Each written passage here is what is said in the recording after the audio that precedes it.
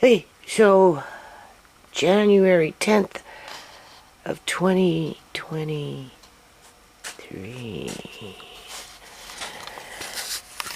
The moral of the story is don't get discouraged. No. So anyway, we're going to have a good day today. And we're going to start with clearing off our little workspace. I got 4 jars over there, ready to go. I'm going to open up 1 box of dates. This is how I'm starting my day. I'm getting motivated. 7:30 in the morning. I'm converting the video over from yesterday, and I'm going to upload it. And then I'm just going to do this all day. Pretty much. So how I'm going to pack these dates this time is I'm going to pack 3 jars loosely. And those ones are going to go into long-term food storage because we already have some there. Because you have to remember, I got 2 full boxes of dates, right? And it takes a long time to dehydrate dates. So just to get rid of 1 box real fast, I'm going to pack them into 3 jars loosely. And the reason I say loosely, people, is because what's going to happen over a period of time, the longer they sit in the jar, they will naturally start to dry out. Okay? Versus trying to cut them and get them in the dehydrator and run them for a week or 2 or whatever it takes or whatever. This time, I'm just cutting to the chase and putting them into, because when I had them in the jar underneath here, from way back in the day, I poured them out, I started cutting them, they had already started to dehydrate in the jar. If you pack them in tight, they're not going to be able to do that. Whereas if you have them in just kind of loosely, because you want to pick them out as you go, like I had them in that jar there, they will, like any kind of food, they'll shrink as they dry within the jar itself. The only real thing that you have to worry about is moths, those kind of things, right? If you don't get a moth in there, chances of them molding are very slim, right? So, but that would be the one thing that you'd be worried about, right? Unless, of course, you put an oxygen absorber in it, and if you did that, then you're going to expose yourself potentially to botulism. So remember, no oxygen absorbers. Okay, so that's the first thing I'm going to do. So I'm going to clear off this, and I'm going to get those jars off the counter because I need them, because I have to move. Because what happened was, when I was out yesterday shopping, and throughout my video, I'm going to talk about just whatever. I'd like to mention that when I went to Save On Foods yesterday, and I went into their meat section, I can honestly say, from compared to back in the day, now mind you, every store is different, but in this store, they had probably a third less in terms of selection like than they used to have. Okay? I noticed that. Right? Just because of what's going on in the economy and how governments are trying to limit our access to animal products, whatever those animal products are. Meat being a big one. Plus, theft is a big issue. Andre pointed out this huge camera that was, pointing towards the meat down the aisle, right? And then on this side was the dairy, right? And he asked me why, why, right? Because he could tell it was, one that could go almost anywhere. And I explained to him, it can go down, it can look over there, it can look over there, and being that it's facing the meat, specifically, they're looking for theft. And that's probably another reason why they brought down their selection. So, there's multiple reasons why they're doing it, right? So, of course, I'm looking for those deals. And I did find some. Now, my son did harass me about this stuff.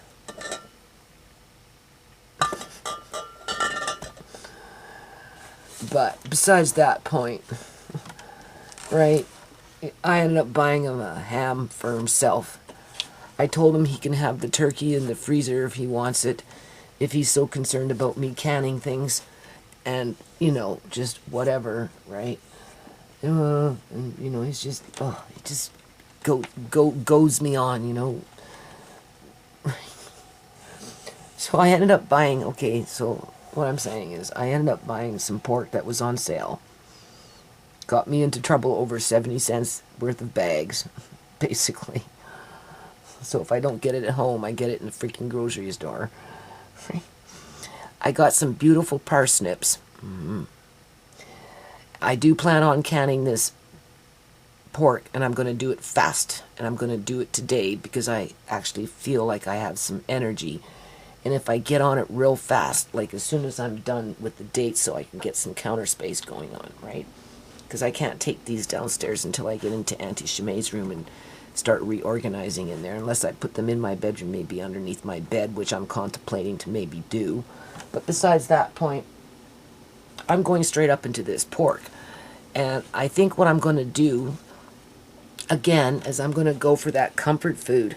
I don't have to do that, because I got a ham too, right? But I don't have to do the ham today. I've got 4 jars of ham here, and with one more ham, that will be 8 jars. If I wouldn't have given my son that other ham, that would have been 12 jars. So you see, 4 and 4 and 4, that would have been a whole case of ham in jars. Where is it here? Because my son, hickory ham, right here. This is primo stuff, people. Okay? How many jars did I get? Was it 4 or 3? Maybe it was just 3. 1, 2, 3.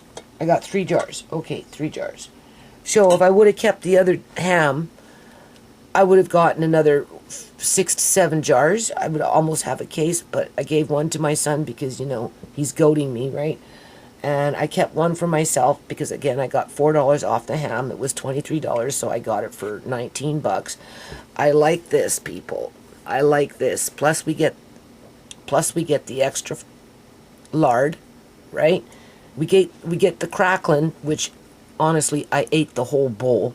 Okay, so we're not losing. Plus we've got the bone, which I actually cooked up, and now I'm gonna, as I'm doing this, I'm put the broth with the bone on the stove, and I'll just make a little pea soup or something as I'm prepping the meat to can it today.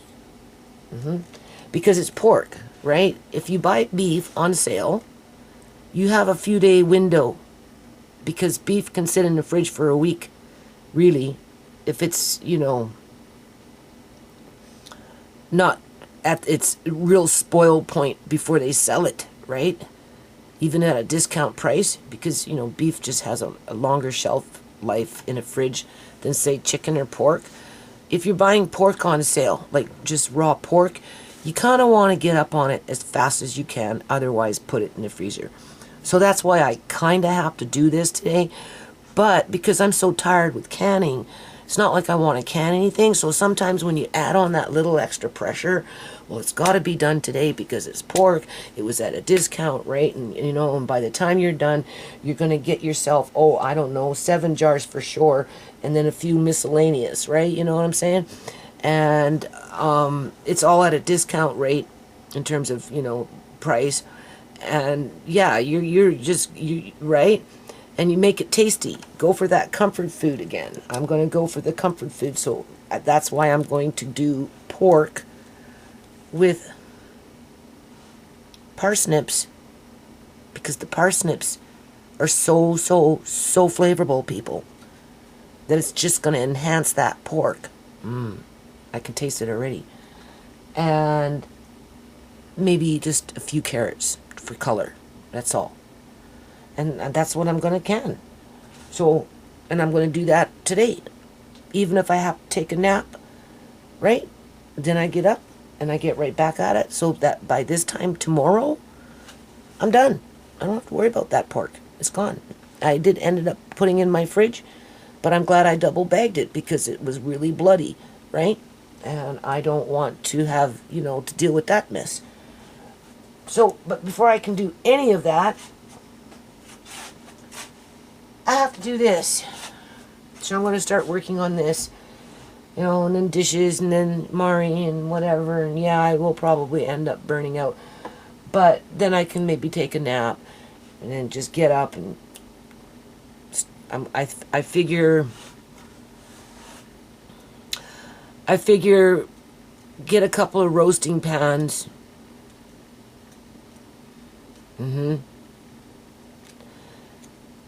Because my canner can do 7 jars at a time. Right, so definitely cut up all the pork. Throw in your, I'm going to bake it, okay? This is how I'm going to do it. Cut them up, spice them, a little bit of garlic, whatever. Cut up my parsnips, mix them in with a few carrots, add in a bit of liquid, right? A little bit of water. Basically bake it. As soon as it's done, fill up the jars, wipe your rims, top it off with water after you distribute your juices, which you're going to have a lot of, so you might not even need water, it depends, right? Can it for 90 minutes, and you're good to go. And then calculate approximately how many meals per jar that you get out of that amount of money that you spent for that amount of meat. Right? And that's how you stretch your meals. Okay? And then see what happens with that ham. I don't think I'm going to do the ham today. Although, honestly, I could cut up that ham just for the flavor of it and mix it in with the pork and see how it just parsnips and a few carrots. And the ham is just going to add a little extra flavor to what's inside the jar naturally. Oh, that would be so good. So I might do that too. I might, because I just want to get it done with, because I'm tired of canning. But I'm not stupid either in terms of, like, if they're downsizing on the selection of meat, if the meat is becoming more and more and more expensive, along with everything else around you, clearly people aren't buying as much as they used to, because if my shop was the biggest shop that this teller has seen since working on the job, that tells you something. And Save On Foods is a pretty popular place, okay? So just for that local district in terms of New Westminster, with the regular people coming in, you know, they're just kind of shopping for the day or the week, or they're not thinking in advance. Clearly they're not thinking in advance, people. Okay. You know, so here I'm thinking in advance.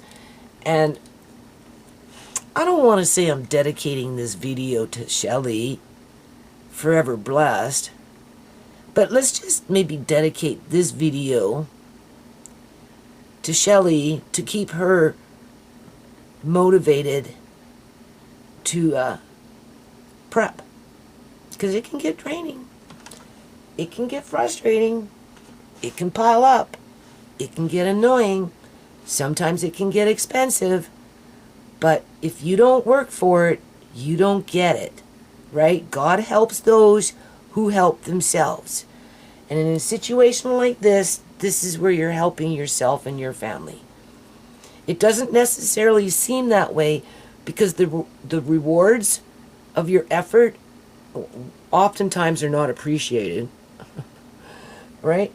Or you don't see them right away, or they can be cumbersome because, you know, it takes up space. But at the same time, though, it provides a sense of security, right?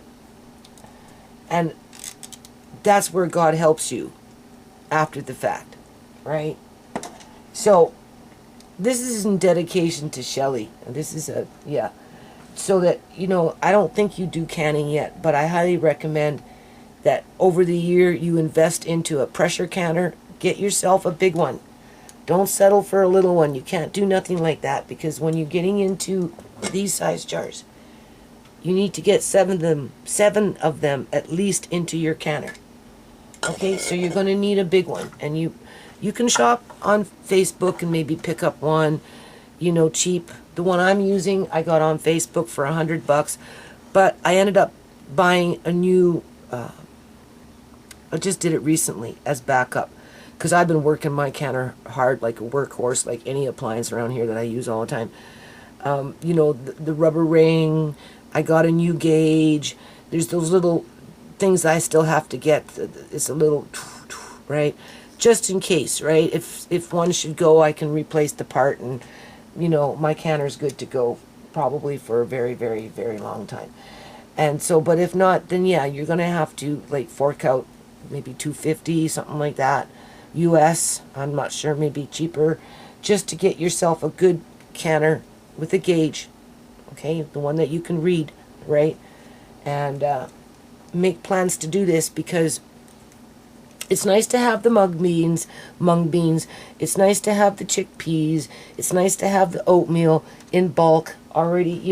This is what you're going to be doing now. You told me that you're all motivated and you're going to continue with the prepping. And I think once you get what you get, you're going to feel so good about it that, yeah, it's going to really help you just to stay focused and not listen to the naysayers. You see, that's the thing. You have to go past the naysayers, because depending on who's the naysayer, some are, inconvenienced by it, like my son. Well, he's not really a naysayer. He just doesn't want me taking up his space after he flushed it out into the garage and wherever, as if. But I did. I moved a couple boxes down there that are by my deep freeze, but are by their desk until I can go and put them away. He doesn't want me coming down and piling up on those boxes, and I don't want to either, right? But at the same time, I'm not going to pass up on a good price with meat people, not right now. My son, sure, easy for you to go off and just buy what you want when you want, because, you're making money, you have no kids, and, your bills or whatever, you've got them under control, and, and just whatever. And so anyway, just don't be a quitter. Invest into a canner, and you can buy jars in thrift stores. And if you decide to get into canning, make sure you have your extra brand new lids. In the event of you're just using jars that you bought from the thrift store, you're still going to need your new canning lids, right? So just, if you need rings, I can send you rings. I have bags and bags full of rings, okay? Serious, I got tons of them. So if all you can find is just jars, and you get some lids, but you don't have rings, I got tons of rings. Anyway. Okay, so I'm going to get on with this video, and then just as I go, we'll just see how it goes. Whether I talk about this or whether I talk about that, it doesn't really matter. Okay, so hold on.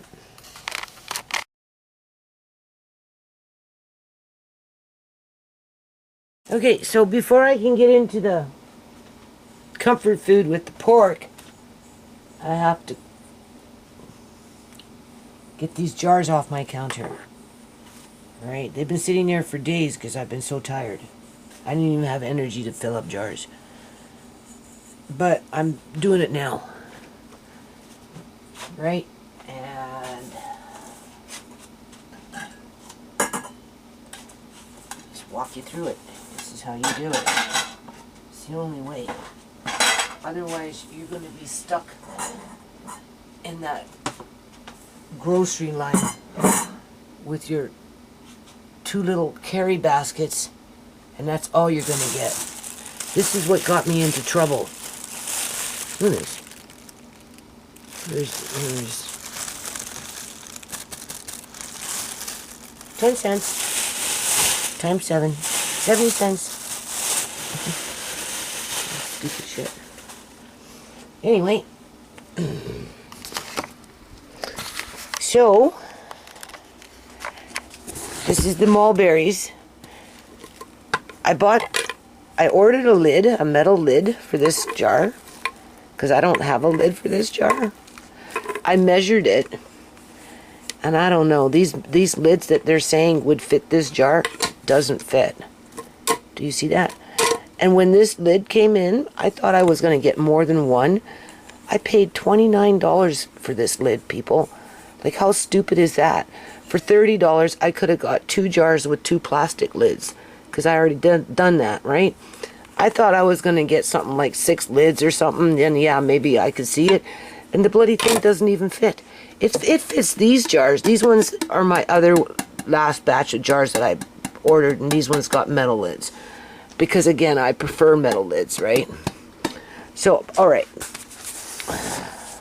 So be careful when you're ordering lids. Seriously, if I would have known that, I just would have ordered two jars with plastic lids, and I would have been much more happier.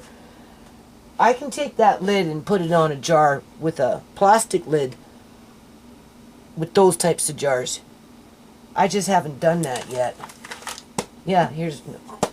No, that's a metal lid too. I've got... Okay, whatever. I'll end up switching it over to a lid with a plastic lid, and then I'm going to have one plastic lid that will be useless. Like, duh.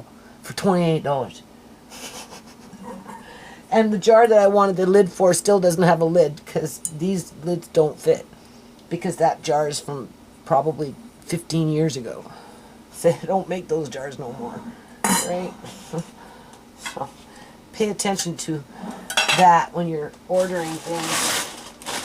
So, this is how you do it. Okay? The more you can avoid the grocery store, the better off you'll be. Do you see? I have 2 boxes, and I've already done one. Only this time, I'm not going to pack them in tight, okay? Because I want them to dry out in the jar, alright? So the best way to do that is just basically put them in there, but don't pack them in. Seal your lid, and don't open it. And let it sit. And chances are it will sit like that for years and years and years and years. And as it does, it will slowly but surely dry out a little bit, not a lot, because these are dates, in a jar, so that when you can get to them, like I did with that batch that was in a jar, you know, they dehydrated faster. Otherwise, when I get into the next box and I start cutting them up and go to dehydrate them, oh man, it'll take a month. But those ones, even if they're half dry, cut up, they can go into buckets. We already talked about that. And I don't have to worry about dates for a long time, people. Seriously, I won't have to. And once I'm not doing this kind of stuff, that's when I'm going to get into the cooking part of things. Assuming that I can see. And if not me, then my son will cook with it, because he's a good cook. Right? And it won't cost him anything, because it will already be there. So, right? I'm not ordering dates again for a long, long time. So, how much more I'm going to can with meat remains to be seen. Obviously, I'm going to have to just budget myself X amount of dollars when I go out to a grocery store or any place like that.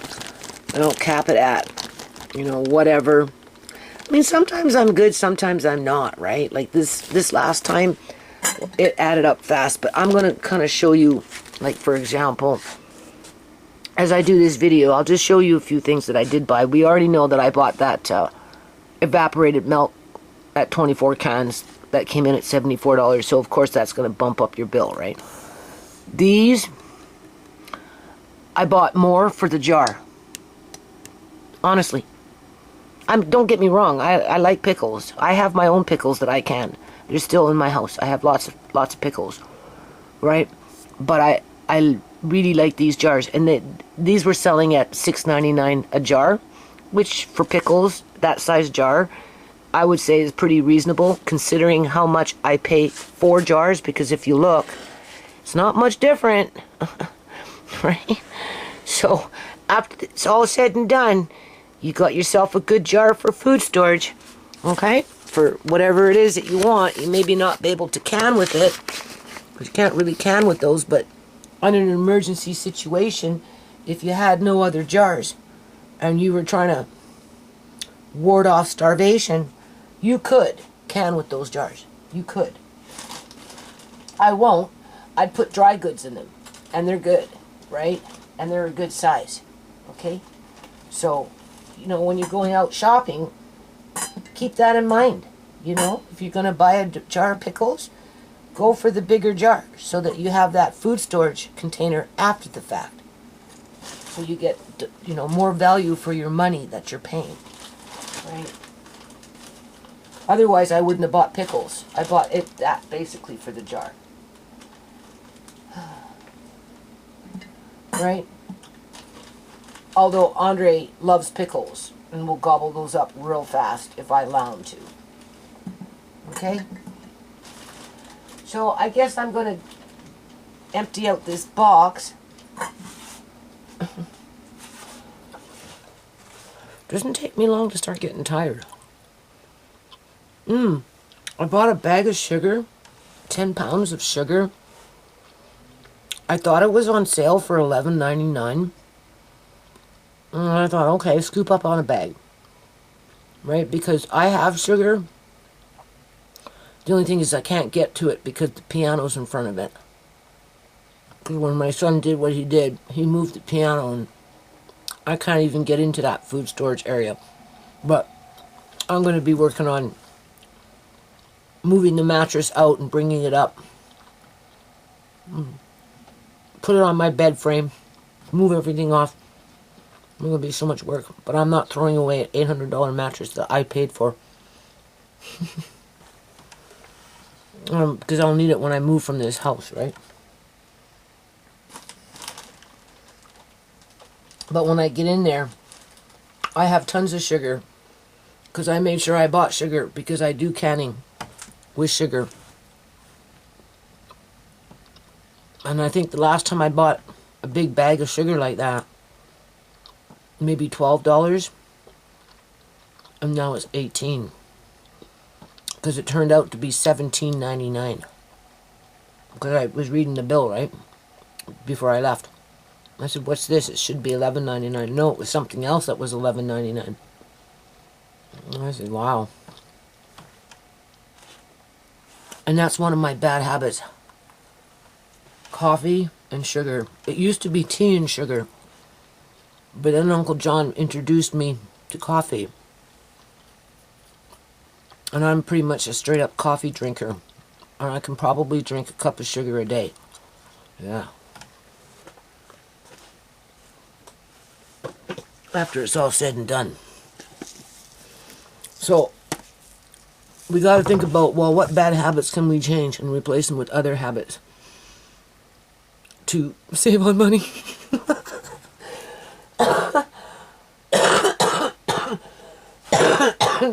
For me, cutting back on sugar might be one of them. Well, it's always been one of them, but you know how it goes. I want to point this out.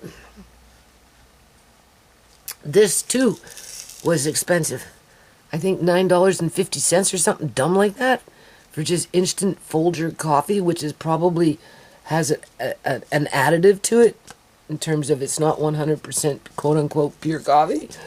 I don't know, I haven't read the complete ingredients, but I don't have my glasses on, but clearly you can see. Oh, this is so good. I wasn't going to buy it, but they hardly had any coffee. Hardly any coffee. Like instant coffee, right? And I'm not ready to give up coffee and sugar yet. Well, it says 100% pure coffee. Okay, so there's no additives in it. Alright. This one makes up to 100 cups. And this one makes up to 180 cups. Right? But at, we'll say $10 for this. And $10 for sugar. That's $20. Could you imagine if I just started drinking dandelion leaves, which would be better, not dandelion leaves, sorry, dandelion root, to which I have, which would be better for me, and maybe mixing it in with just a tad bit of coconut sugar or something. So you could save yourself money there and get healthy at the same time, right? But that's a lot of money just for coffee, you know? I'll have that gone within less than 2 months. I drink most of it within a month, if not sooner, with all that sugar yet. No wonder why I'm tired. My body is fighting off sugar. Anyway, let me get on with this. Hold on. Okay, so we're moving along here. Moving along. Those are those raisins. Now, when I did the first batch of raisins, they had no oil in them. Okay, and I bought them from Organic Matters. And I was specifically looking for a raisin that had no oil. And you definitely can tell the difference between raisins that have oil on them and raisins that don't. Okay? Anyway, I'm not sweating it. These ones are the what? The Sultana with the sunflower oil on them. I can still kind of taste it, in my opinion.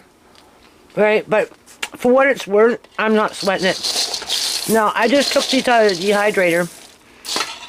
You can hear they're a little more drier than when they first went in, but I'm not up to dehydrating for another week just to try and get them crispy.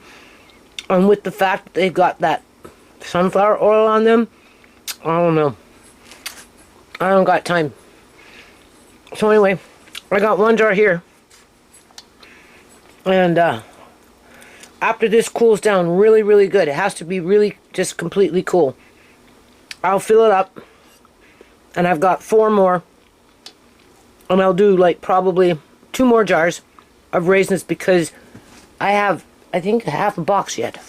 That's just half a box. I still have another half. So they're going in the dehydrator now, right? Once I fill up the trays. Hold on.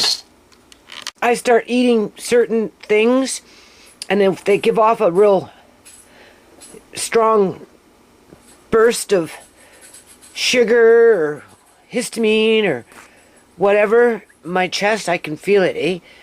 And then it just makes me want to cough, right? Like itchy throat. I got it right now. So maybe I'm allergic to raisins, who knows? Okay guys, we're back. It's the next day. Today is Tuesday. Well, there was a fire at this house last night. Around 11 or 10, something. Yeah. That garage, guys. Garage got destroyed.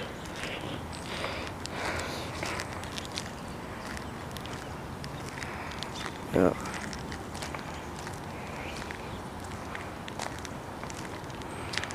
That's crazy.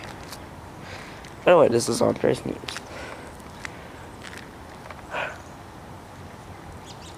But yeah. This house got on fire. I don't know. Maybe the whole entire inside got destroyed. Maybe. Some police tape around it.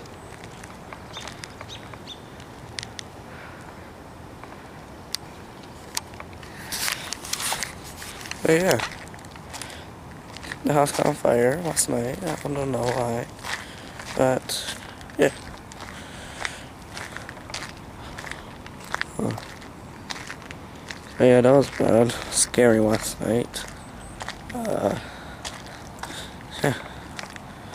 See you guys. Bye. Hey, have a good day. Okay, so today is January 11th of 2023 at about 7:52 a.m. in the morning. I just finished dishes, so what's going to happen here is I'm going to can what meat I have left because I gave my son a bit more yesterday, okay? And we're going to talk about things, all right? And I'm going to use a part of this video, just a part of it, okay? So this is inserted in the middle of this video as a reference point to what I'm talking about here in Canada as I go about my day canning the meat that I bought at Save On Foods, okay? At a discount price. Because it's, for me, it's mental therapy when I can the food and I know I have it.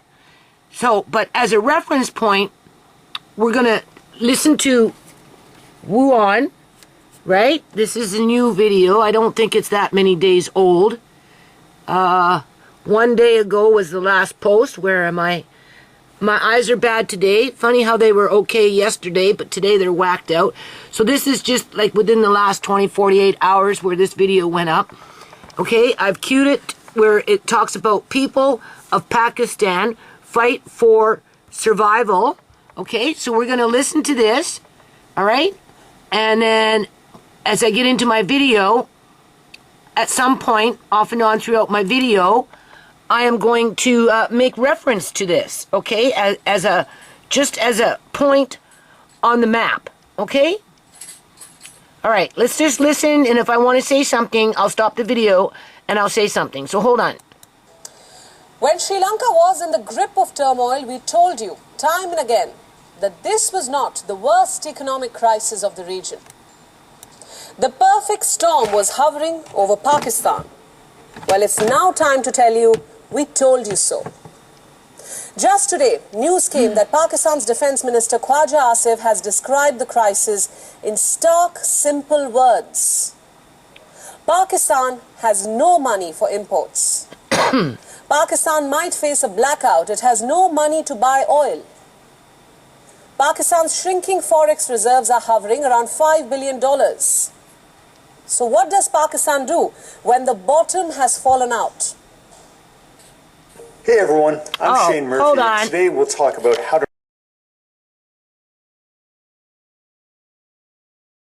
Shehbaz Sharif is in Switzerland with a demand for $16 billion in the name of flood relief. Guess he will be next where? Not in his palatial residence in Islamabad. On 10th of January, he will be heading to a familiar destination, Abu Dhabi, to beg for foreign aid once again from the UAE. Let me remind you. Where did that come from? That came from me, people. Let me remind you. He has been bailed out repeatedly by the Gulf. But has the Gulf had enough? I know how YouTube works. I know how YouTubers on YouTube work. The majority of them. They cruise other people's YouTube channels. They listen here, listen there. They wait for those catchy little phrases, and then they come in and they import them into their videos. Okay? I've been on YouTube for a long time. I know how it works. You see, foreign aid has become the drug in the veins of the Pak economy. It's cannabis, if you will. News reports say that Pakistan now wants to sell 2 power plants to Qatar because it does not have the money to run them.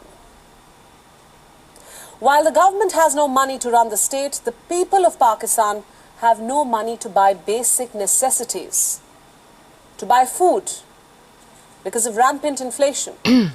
Food shortages, a political crisis, payment default, riots. Pakistan is in a state of a nervous breakdown. Now let me give you a brief glimpse of that collapse. Let's start with inflation. Prices in Pakistan are rising at the rate of 30%, and the graph will continue to go up. What does that mean?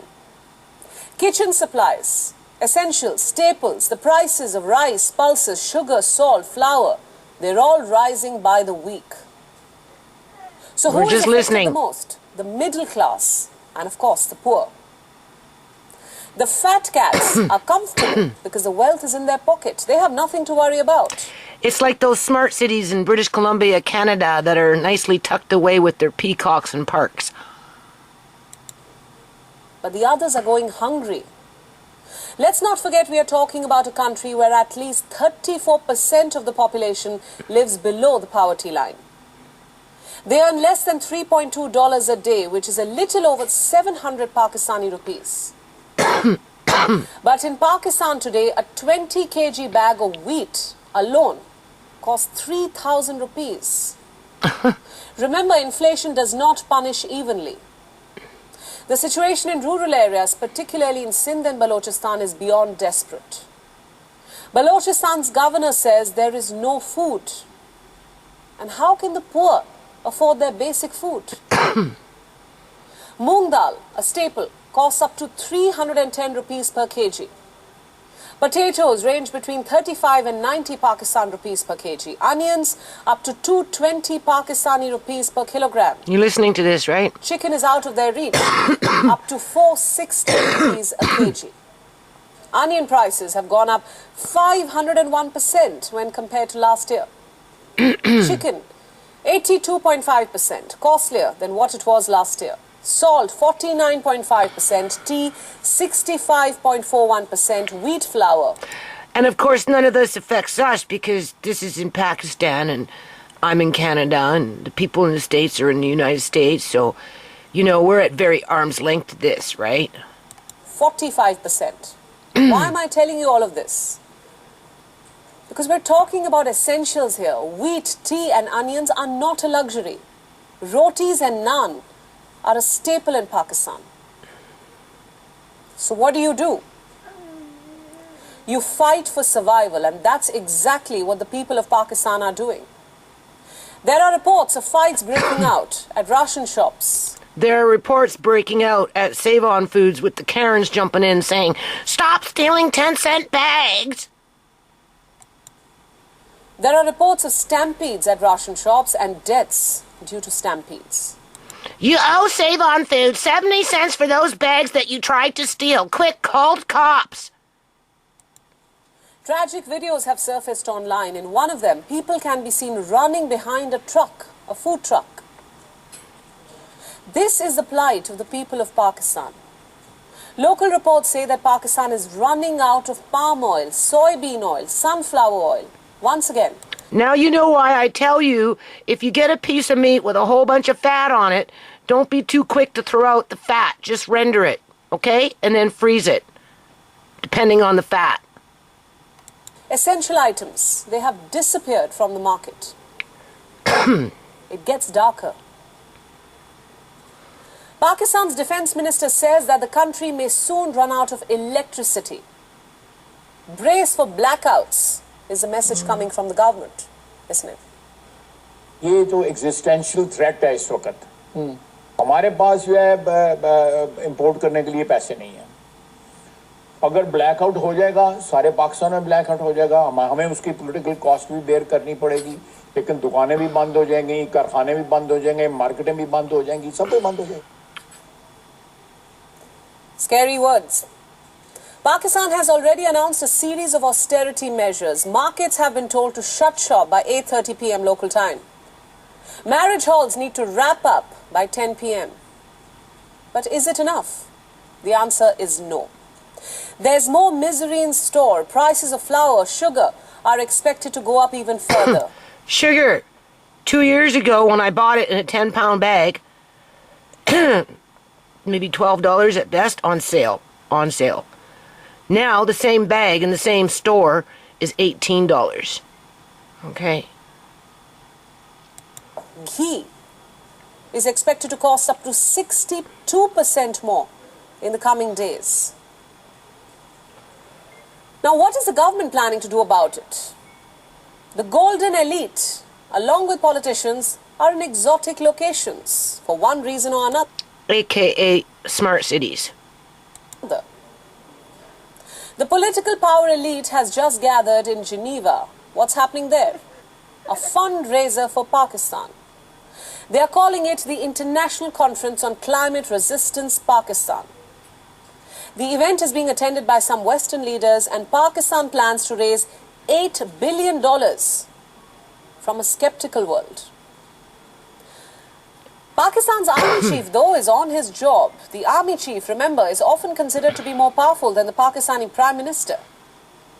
So what is General Syed Asim Munir doing these days, in these trying times? This is just an Well, insert. he's gone to West Asia on a week-long trip. Because there's always somebody out there that's suffering worse than you. Hey, maybe this is the moral of this story, right? So this is where you got to be grateful for the things that you do have and access what opportunities that you can create for yourself, even if they're in a small way, in order to bring in buffers if this sort of thing should get more entrenched into your jurisdiction, not to mention your neighborhood. His first stop is Saudi Arabia, next the United Arab Emirates. What's General Munir doing in these countries? Here's what the Pakistan Army says. The general will be meeting the senior leadership of both brotherly countries to discuss matters of mutual interest, military-to-military cooperation and bilateral relations. Going to be another long video. Focusing on security-related subjects. But whatever. This is important. He met Saudi Crown Prince and Prime Minister Mohammed bin Salman. We do not know if this will translate into what Pakistan really needs, which is money for food and oil. My landlady went to Pakistan 2 years ago or something. Yeah. Now take what Pakistan's Finance Minister Ishaq Dar recently said. He hopes that Saudi Arabia will park its deposits in the Pakistan Central Bank to provide some relief to Pakistan. But my question is, will Riyadh do that? Depends on the deal that General Munir manages to strike. He has picked Saudi Arabia as his first official visit after assuming office. He hopes to impress the Saudis, stress on the old ties that the two countries share. He will talk of religion. But the Saudis are not soft. Remember, Saudi Arabia has just announced that it will take 400,000 workers from 6 countries, and Pakistan is not on the list of those 6. Even if Riyadh helps, that will only be a stopgap arrangement and will in no way stop Pakistan's economy from crumbling. Look at the official data coming in from Pakistan. Between April and November last year, Saudi Arabia gave Pakistan $900 million in aid and $500 million for importing oil. And just 2 months later, Islamabad is back with the begging bowl. Remember, addiction will always demand more foreign aid. One can't help but ask, did Pakistan ever have a sound economy in the first place? Is this perfect storm the consequence of policies that were dependent only on external assistance rather than indigenous growth? I say you have your answer tonight. Okay, hold on.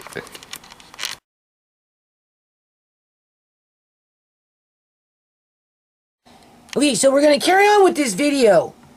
So, Shelley, forever blessed. Nobody knows who you are. I don't even know who you are. You're just some random person out of 380 million people, legitimate U.S. citizens, living in the United States of America. Okay? I wouldn't say you won the lottery, because you didn't. But for what it's worth, what I've done for you as a nice person, just trying to make a difference in some family's life, it was kind of like winning the lottery that you didn't know that you bought a ticket for. I wish I could have gave you $1 million, but I couldn't.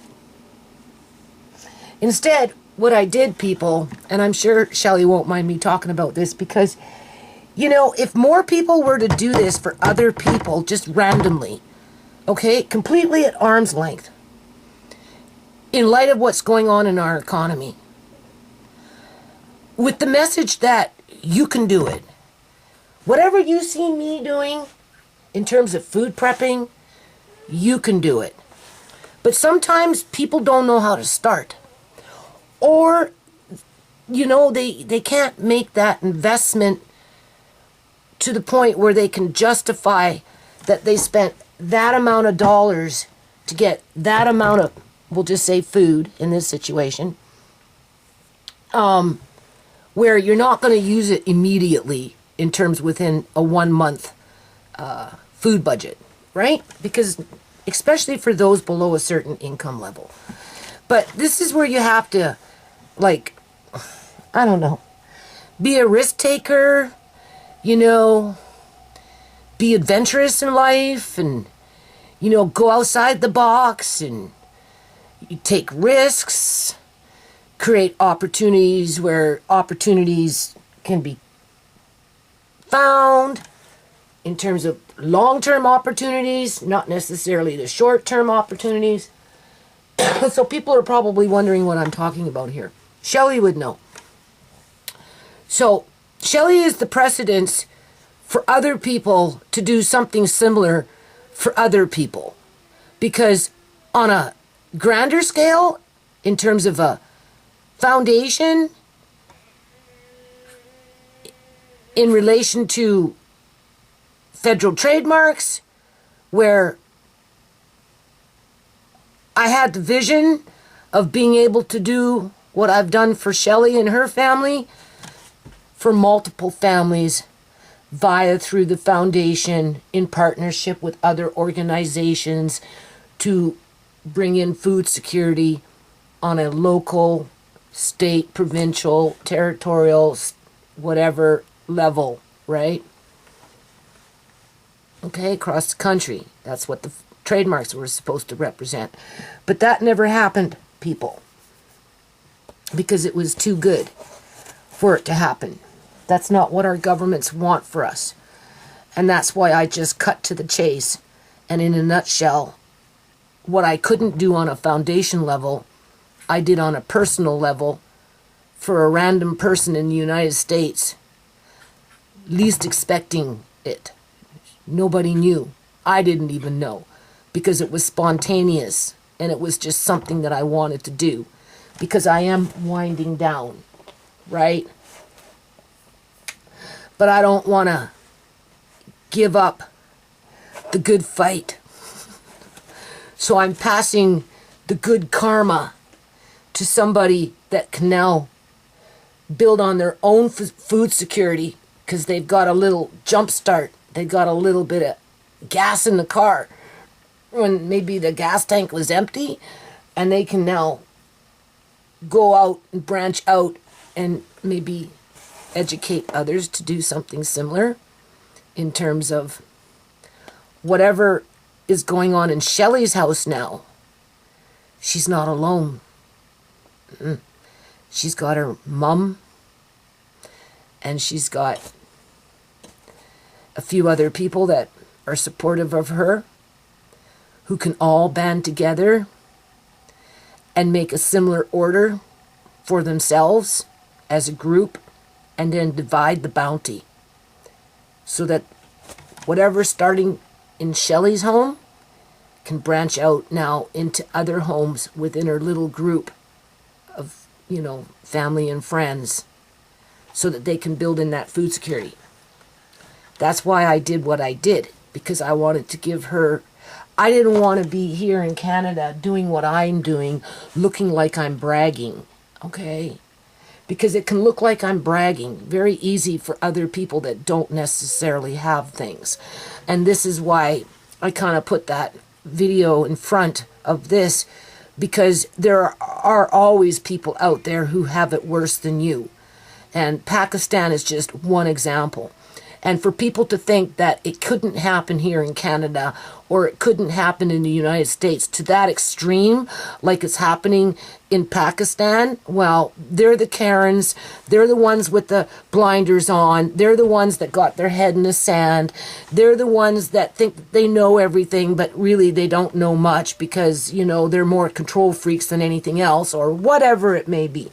Okay, before I go too far in this, Amari has to have a bowel movement, so he's miserable. Okay, so you're going to hear him off and on throughout the video, whimpering and whining. He might be laughing.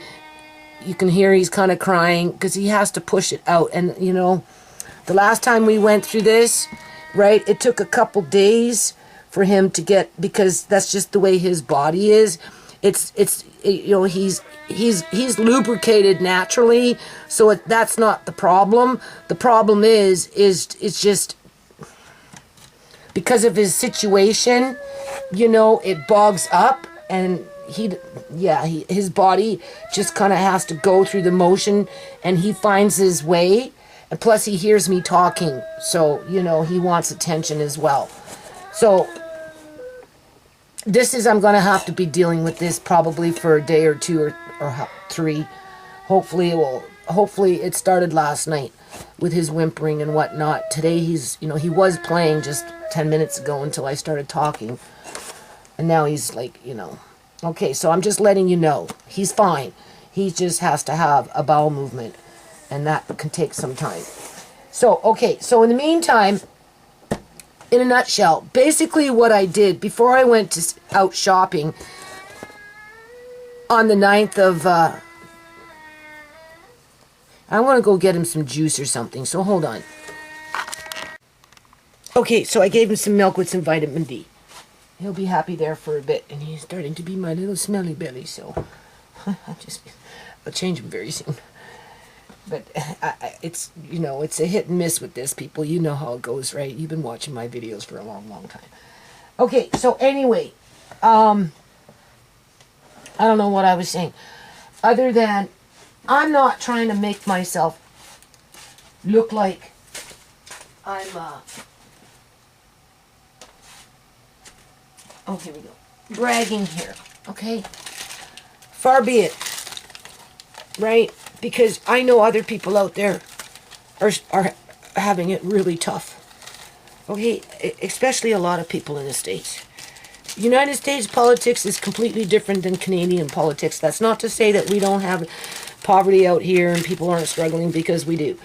I'm just saying that the numbers aren't as large in terms of what's coming. What's coming, people, right? And, you know, like, I did the videos to keep the nonprofit out there.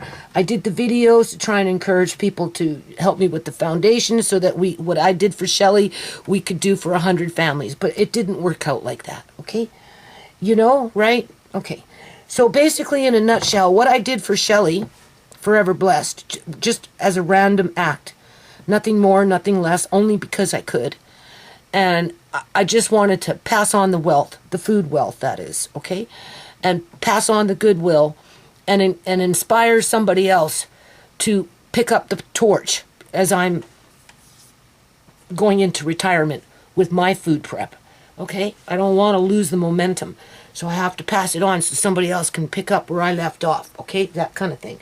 Okay? I don't know how you interpret life or whatever. I mean, some of us are just internally miserable and always find something to complain about and always are looking for something to bitch on about and try and, you know, and gaslight and just, you know, fuck with people's heads.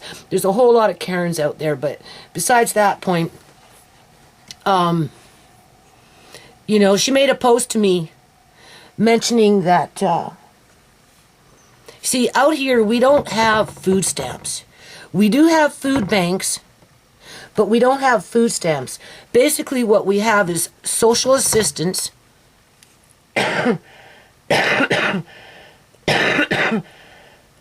which is known as welfare, okay, with a fixed amount of dollars, and you need to budget your life around that. And in terms of like housing, like, doesn't matter how many kids you have, if you're on social assistance, they only allow you $575 for shelter, as if that's going to house 7 people, as if that's going to house 4 people, or that's including children, you know what I'm saying? So, and then they top it off for support, okay? So from that support money, that's where you buy your groceries, pay your hydro, top off your rent. It sucks up on the rent, right? And then if you have children, you get because you're below a certain income, right? You get your federal baby bonus, which is child tax benefit, right? And then if the government, this is what happens, if the government comes in and, you know, gives poor people that are on social assistance a little extra money, then all of a sudden the landlords within the community, the property owners, they raise the rent so that whatever the government gave you extra to help you with your, you know, cost of living, it immediately basically just goes to the landlords. Well, Shelly is kind of facing the same thing out there, right? In terms of she's on a fixed income. I think they call it Social Security. I don't know. I don't know what it is. But anyway, she's on some sort of a fixed income. She's got bad eyesight. and, she keeps to herself, and, she looks after her mom. And I didn't know that she had kids, but it turns out she has children. And, I guess the federal government, the Biden government, has increased Social Security payments for people that are on that. I don't know if that's welfare or if it's old age pension, or, I don't know what it is.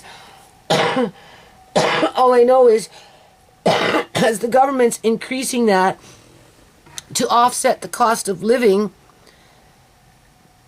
but as government does, they're also taking away food stamps to compensate for the increase that they're giving them somewhere else. The same politics happens out here too, people. Same shit. Been through it. This is how families get bankrupt. Some policies are worse than others, and you don't know when it's coming. And this is why you need to do the food prep, because if you think that's bad, bring in another government and it could be 10 times worse, and then you're living under a freaking tyrannical regime for 16 years that basically destroys your household just through the political part of that manufactured poverty, right? Okay. Until a new government comes in, like with the NDP, they lightened up what the BC Liberal government was doing, because back in the day when the BC Liberal government, I'll use this as an example, back in the day when the BC Liberal government came in 2001, by 2003, we know they illegally cut me off of welfare with 5 dependent children under legislation that wasn't even in effect.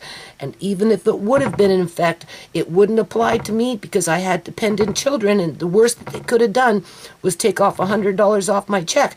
But instead, they cut me off of welfare, left me out in the snow in the middle of winter to fend for myself. And because I had credit cards, I did what any mother would have done. I just found a place, a little freaking 2-bedroom leaky apartment, moved my family in there, gave away half my shit, and just whatever, okay? And then lived off my credit cards for 6 years as I was being denied social assistance even though I qualified for it. Okay. And then some rental subsidy came in. I ended up hearing about that. I applied for it. I got it. So then I was getting like $450 a month from the provincial government to subsidize my rent. Okay? But that was all that was. It was not anywhere near to the equivalent of a welfare check. Okay? It was less than half than a welfare check. But it helped. So I was on that for a couple of years. And then social assistance ended up telling me that I couldn't have that no more and cut me off of that, and then told me to go to welfare because they knew they were fucking me around, right? So anyway, then I went back to welfare. That was in 2009 after being off of welfare for 6 years, right? Plus. And got signed back up to that. But because it was the BC Liberal government, any child support that came in, people, was taken off my welfare check dollar for dollar. Dollar for dollar. So if my welfare check was $1,000, $900, to which that's what it was, right? And I got a $200 child support payment, my next check would be $200 less because the government took dollar for dollar on the child support. And it was like that right up until they got elected out in 2000 and... what was it? I think they got elected out in 2016. 17, right before Schmay died. And they go into my videos. They were cutting me off of welfare 2 times a year because of their penny pinching, right? Saying that I owed them money because I didn't fill out something correctly or whatever. And then not only were they giving me a welfare check, taking off dollar for child support, but if they, through the whatever they were doing, said I owed them money, then they were taking less, even giving me less money on my welfare check. If they weren't completely cutting me off, people. Those are frightening times when you have a family and a household, okay? I've been doing food prep for a long time. When they took Uncle John The only reason I didn't lose the house, in part, was one, my landlords cut me some slack for 3 months. And instead of me paying $1,500 a month, $1,550 or whatever it was, they gave me 3 months for $1,200 a month or something like that. They took off $300 or whatever, right? I think it was $300 that they took off per month. So that kind of lowered my rent a bit. And I had food in the house, people. I went a half a year without going to the grocery store. The furthest I went was to the corner store, and I'd buy 3 potatoes at $1 a potato. Okay? An onion for $1, and that was it. Everything else came from the house, and that's how I fed my family for that whole year. So I can keep up with the rent and the hydro and the bills, because I got stuck with the bills, people. Okay? All right? As the government is taking dollar for dollar away from me if I happen to get child support. Okay? If they weren't completely cutting me off, people. Okay? So I know what it's like. And this is what the people in the United States of America are facing in terms of the numbers of millions of people. This is how Shelley kind of won the lottery, because not only did she get a gift in a donation of food, it's not even a donation, it was a gift. I bought her some food, people, from Essential Organics. Okay, it was $266 worth of food US, which works out to $368 Canadian. I told her not to worry about it, that if I felt that I couldn't do it, I wouldn't have done it. And I didn't put it on my credit card, even though on the receipt it says Visa. That's only because my bank card has access to be able to do international banking, and they call them visas. So I didn't go into debt for Shelley. What I did is I passed on the goodwill to Shelley and her family, so that now they have a starting point to build on, not only for their own family, but to educate others around them in their daily travels, to get up on the bandwagon and start preparing. Because, you know, us poor people, or just working poor, or those just above that lose their food stamps or their welfare check or their child support payments or whatever, right? Because the government wants to balance the books as they're spending millions and millions and millions of dollars on some Winter Olympic Games and kicking out poor people out of the hotels, the single room occupancy hotels, so they could bring in their freaking tourists to prop up their agenda so that they can go and still live in their smart cities up by Great Point where David Eby lives. Like, So anyway, that's, you know... So yeah, like, you know, and I've been getting a lot of child support for whatever reason for the last couple of years.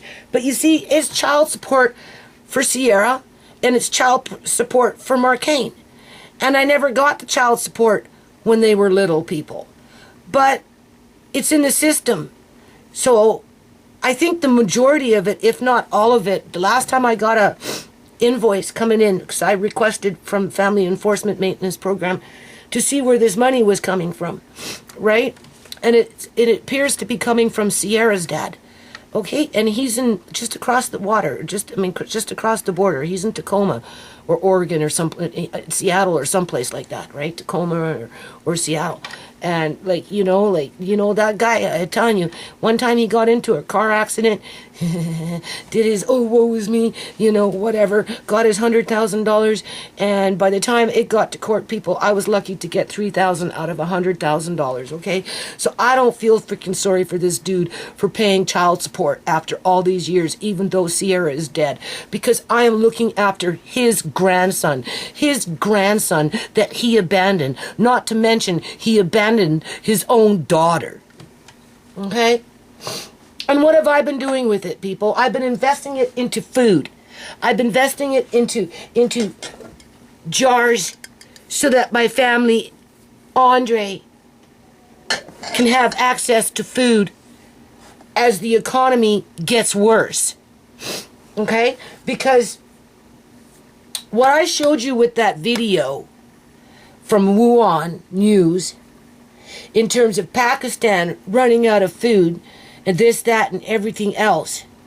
You know, we're not far from it here in Canada. If you look at the signs, if I'm the only one out of a big box store that's coming in with the grocery cart with products that's the cash register is saying that is the biggest order I have seen, I'm like, well, you must be fairly new, because I'm sure I'm not the only one that came in with a full freaking cart and a little bit extra on the side. That is nothing, people. I have gone into grocery stores and I have bought 3 baskets full, okay? And we're talking full. The only difference is the cost of what's in the basket. There's the problem. So through that manufactured poverty, let me get to the point here. Through that manufactured poverty, not only does the government got everybody running around smothering their hippocampuses within the healthcare system, okay, but yet you can go into the grocery store and sniffle all over everything, and if you want, you can blow your nose and then go touch shit, right? You know what I'm saying? But as soon as you walk into any kind of healthcare, you got to slap on a mask and, like I said, kill off your hippocampus and, you know, infect yourself with bacteria as you're breathing in your own spit and breadcrumbs from having a sandwich or whatever it may be, right? Like, it's so asinine. But the point is the government's got the general population to be so trained to I don't know, be I don't even know what, I mean, there's got to be a better word than slave, but in a slave-like fucking state, with the Karens running around having hissy fits over freaking 70 cents. Like, does that bitch that fucking did that stupid shit to me in public grab the bag to antagonize me just to piss me off, knowing that I have a disabled child there that's sitting in a stroller, another child there, you know, right? Clearly you can see I bought a lot of shit, but you had to grab the bag out of my hand, be a freaking drama queen, look for your bloody brownie points through your freaking, you know, employers, right? But did she realize that I out of the kindness of my heart, I mean, for all I know, right, I could have spent that $368 on her and gave her a gift randomly out of the blue. Never meet her in my life. I will never meet Shelley in my life. I will never know what she looks like. I don't know what her ethnic heritage is. I don't know nothing, people. All I know, it was the right thing to do. Okay? It was the right thing to do. Whereas this Karen that wanted to be whatever, and then another one, and they're white women yet. Okay, I'm not saying other ethnic groups can't act like that, because they do, but I don't know, white women seem to be the worst, because they got that, you know, superiority complex issue, they entitlement mentality or something. Something's fucking wrong with not all of them, but a lot of them. And it's like, shut the fuck up, bitch. Like, you know, you don't know. You think I just spent $870 here in your stupid store? No, I made a gift to somebody that I absolutely don't know from freaking Adam, almost $400 Canadian, and then I slap on another $1,200. Oh, sorry, $870. I mean, you do the math. I did $870 and $368. I don't know what that is in terms of dollar amount. Almost $1,200. Well, a little more, right? $1,250 I spent from the moment I got up in the morning trying to have a good fucking day, trying to be nice and give somebody a freaking fighting chance in another shithole country. Okay? As our politicians are hell-bent on making shithole countries. And all you have to do is go look to Pakistan to see where it's going. Because when you go to the grocery store, if you're the only one running around buying a big shop at $800, and everybody else around you is fucking jealous, including the cashier, right? Because their government has brought them down to 2 baskets. Oh, I can only afford one of these. I can only afford one of these. I can only afford one of these. I can only afford 2 of these. I can only afford 4 of those. I can only afford not a full bag of sugar, but like a half a bag, if that. and so on, so that by the time you're done with your 2 bags, when you walk out the freaking store, all you spent was $200.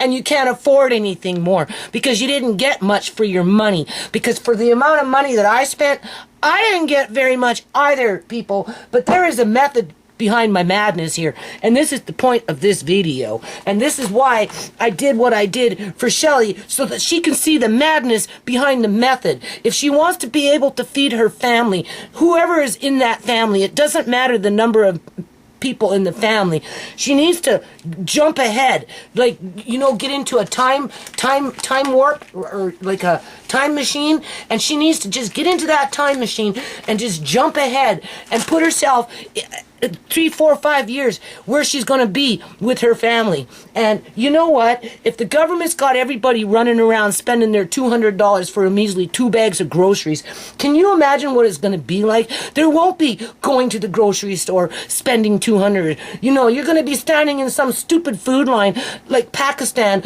waiting for I don't want to call it a handout, because it's not a handout, but you're going to be waiting for what they're going to give you. Nothing more, nothing less. And that's it. And that's assuming that you don't get murdered for what the government gave you before you even got home, in terms of being ambushed. Okay? And you got Karens grabbing bags from blind women and disabled children. Because, for whatever reason, she thinks she's in charge, when she's nothing more than a fucking cashier. That's it. That's all. As her job is being phased out with their computerized robots and self-checkouts and their digital ID crap. You know what? I'd have no credit score under a digital ID system, people. I'm too combative.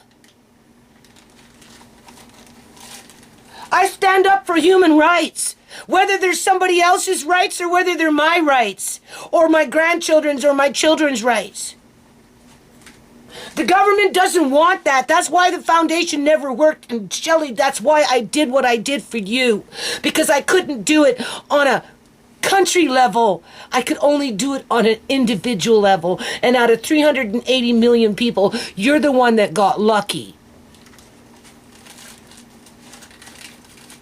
I didn't want you feeling jealous, sorrowful, anything, because you see me doing what I'm doing and you couldn't, for whatever reason. But now you can. That is the moral of the lesson. I've helped you to discover that you can do it too. And I just got you started on the process. And now it's your responsibility to get your own cupboards and house in order, partner up with your family, the ones that love you, respect you, want to be with you, will help you as you get older. Work towards making it so that your kids feel safe, knowing that there's food in the house no matter what, and they can always come home to mom. Okay? And then you take that knowledge and you take it and you educate those around you that want to hear it. Fuck the Karens. Don't bother with them. Let them sink and swim and be naive. Well, they're beyond naive. They're just straight up arrogant, and it's beyond being ignorant as naive. Because they purposely go out of their way to sabotage you. Anyway. Now that I got that off my chest, I think I should probably end this video and start fresh with the meat, okay? Because I did. I broke down and I bought some meat, even though my son gaslighted me. Right? I told Shelly about that. I said, that's why we're going to have a good day. I don't care if my son's gaslighting me. When I go out, if I find meat on sale, I'm buying it. To hell with you. I don't care what you say to me.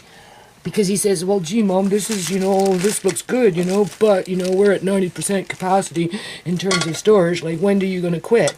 Well, I told you already, son, I only want to do the turkey in the freezer, and, I'm getting kind of tired, and, it's not anything that you're not telling me. Yeah, well, you didn't have to do all this. You just could have gave me the turkey that the food bank or the Christmas Bureau gave you. And I said, yeah, okay, well, whatever. If you really want a fucking turkey, there's a turkey in the freezer. Go get that turkey, because I don't really care.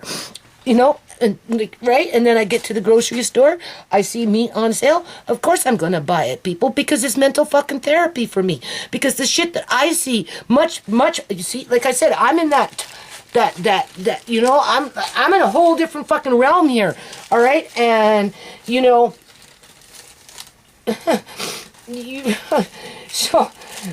like, I bought it anyway. I bought it. And, I get rebellious even with my own kids. So I bought 2 hams, $4 off each ham. And I said to Andre, give Marquine this ham. Now, this ham. I just will shut him up. So he can't say I didn't give him anything. But yet, at the end of the day, who do you think is going to be cooking up this shit when I can't see no more? Okay? Like, duh. Right? Stop being a freaking dumb nut.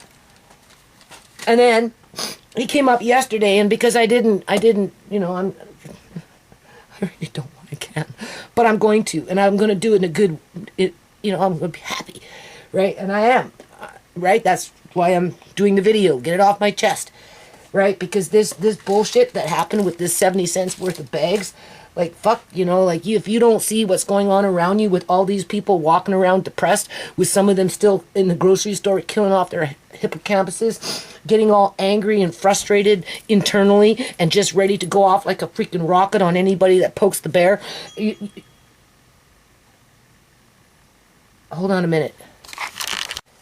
Okay, so anyway, here's another thing.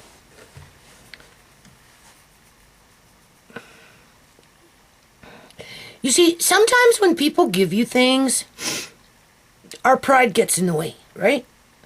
Or we get suspicious, because usually when people give you something, they want something in return.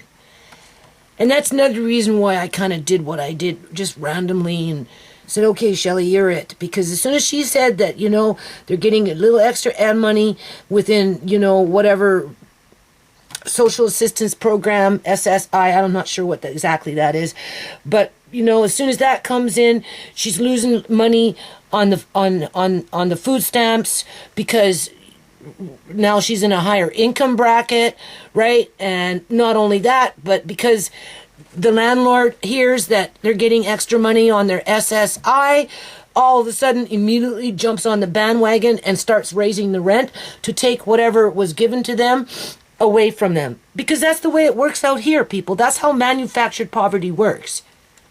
So she loses twice. Not only does she have to pay more high rent, which, if anything, the government gave her on a federal level, is now going to the landlord, because they're taking away money from the food stamps, right? But she's also losing money off of the food stamps. And I'm like, oh my God, like, I know exactly how you feel. I know the game. I've already been through it, people. I had 5 freaking kids, and they don't stop with that. Eventually, as your kids get older, with the dysfunction that continues on with this manufactured poverty, right? And other influences with the handlers in the community, before you know it, you start losing your children to death. That's why there's such a high number of death in the inner cities in the United States of America, because it's orchestrated. Anyway, I want to wind down and do other things in life. Well, I can kind of still see. Yesterday would have been a good day to can the meat, because I have my good days with my eyes and I have my bad days with my eyes. Today is a bad day. You can see how I'm holding my eyes. Okay? And that's in part because on the 9th, they put a whole bunch of freezing agent in my eyes and was poking on them with their little pressure reader, and it's affected my eyes on top of the drops that I'm using. My nose has been running like nonstop. This is the problem that I had years ago. Okay, that's why he's thinking to maybe have me go see the eye surgeon, and we're talking like little eye surgery. Okay? So I'll know more about that in a couple, 2-3 weeks after I talk to that eye doctor. Apparently he's supposed to be good at what he does. So we'll see. Okay, so let me just finish what I'm talking about here a little more, and then I think I'm going to upload this video, and then I'm going to just get on with doing this meat, because, right, like, this in itself is a topic. I don't need to start showing you how to cut up pork and put it in the oven and cook it with some parsnip, although that's what we're going to do. So, all right. So before I did what I did for Shelly, I mean, the only reason I did it, people, is because, you know, one, I want to, like, I don't need my son telling me what he told me. I already know that. And, you know, but I'm so confined within my own little world. You know, there's only so many things that make me feel, I guess you can say, self-empowered. And this is one method, right? And just with, you know, how I interpret the world, like I said, I go to the grocery store, and clearly people are being conditioned to accept their 2 bags of groceries at $200 or so and not complain about it. And at best, all they can do is hope that it won't get worse, as that cortisol is going through each and every shopper's mind, where some of them are the Karens that want to provoke the conflict without knowing the full story and just think that they can write the story or be in control of the story by any means necessary, right? Even though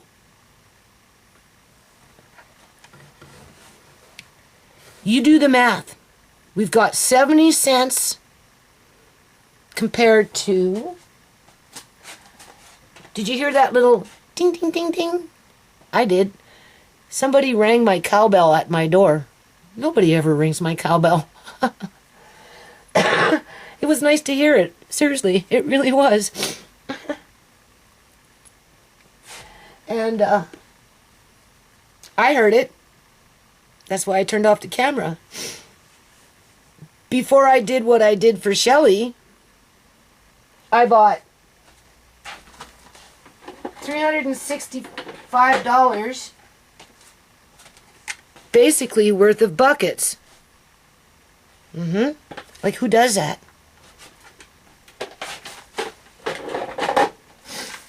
I got 3 more of these, to which I highly recommend, Shelly, that you take the time to do this for yourself, to which I know you will now.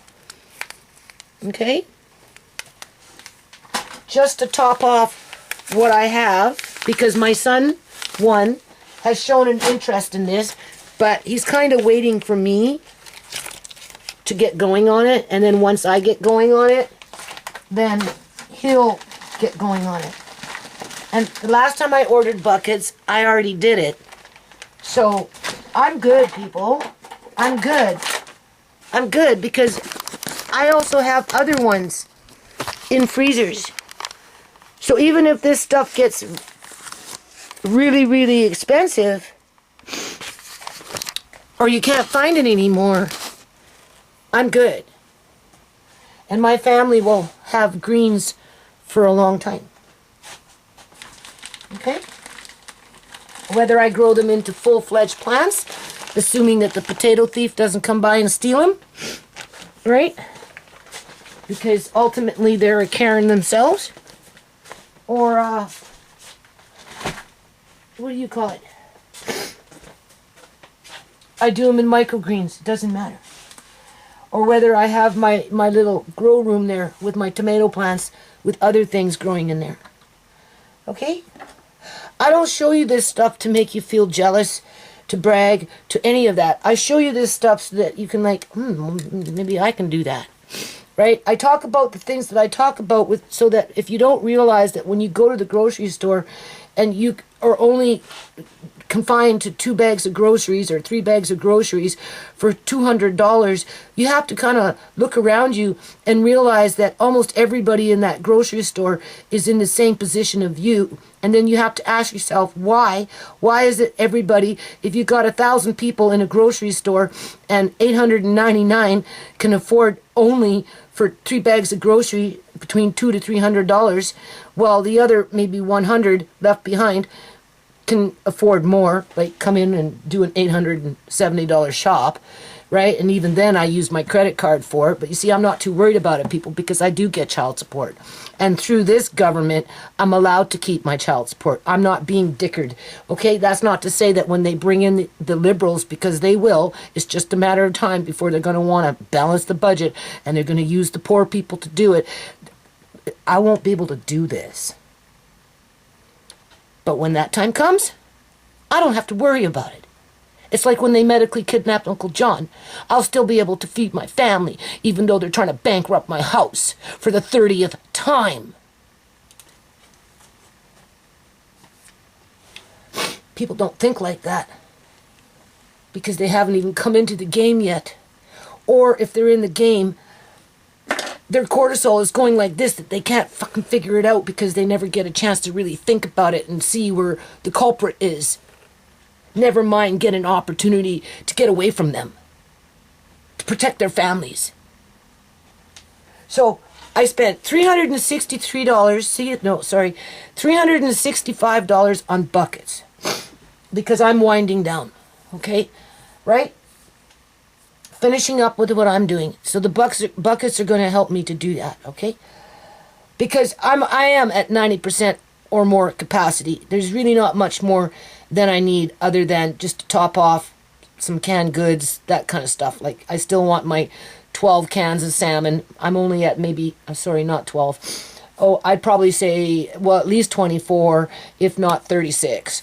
I'm probably at 12. So I got a ways to go, but I can spread that out throughout the year. So it's not no big deal. We're good for the canned milk. I don't need no canned milk. I've got 2 cases of coconut milk, just little things like that, okay? Meat, well, I can see it. The meat aisles are shrinking, right? And the meat prices are becoming more and more expensive. Less choice when it comes to meat options, right?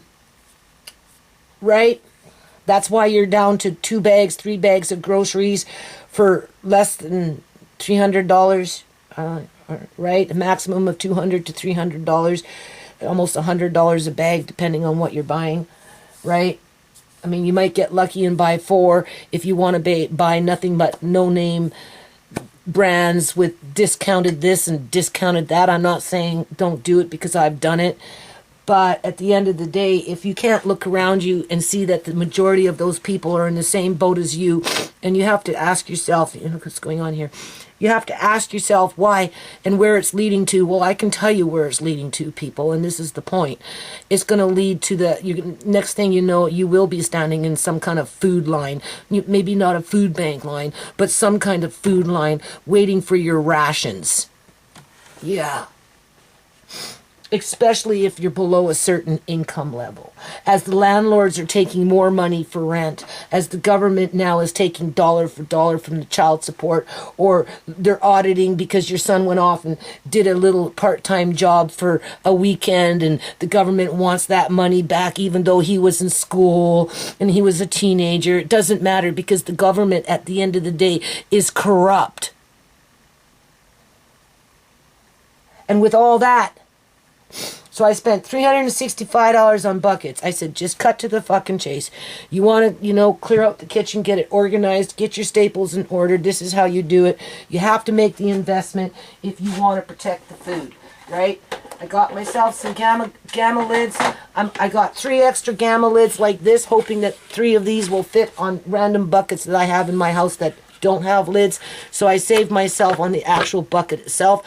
Otherwise, I bought 3 6-gallon buckets with their own lids so that I can just take anything that I haven't jarred up yet or whatever, and just take the whole 44-pound of this and pour it into the bucket, put on my gamma lid, and I'm good to go. And then I got myself 7 more little buckets, right, to keep building onto my staples, to which I'll show you right here. Not everything has to be organic. Now, I already have a whole bunch of these, organic and unorganic, but these ones were on sale, and I bought them anyway. These ones I'm going to open up, and I'm going to fill up one of these new buckets that just came in, because with red lentils, you can make flatbread with them, okay? Just so you know that, which would be very nutritional. And these were under $4 a bag, and I don't know how many pounds it is. I can't see. 4 pounds. 4 pounds. I got 4 bags. We're going to end this video here pretty soon. Okay. Where's my receipt? Can't freaking see. I wanted to show you what $871 costed me. At least show you in part what some of this stuff was. Give you the reasoning behind it. Some people don't see it as a budget, but I do, okay? In terms of this is how I budget my household, so that when the shit really hits the fan and I'm really under attack and there's a whole bunch of things wanting to bankrupt my house, I can still feed my family no matter what. Okay? Obviously, you can tell I'm irritated. Let me just go check on Amari for a minute.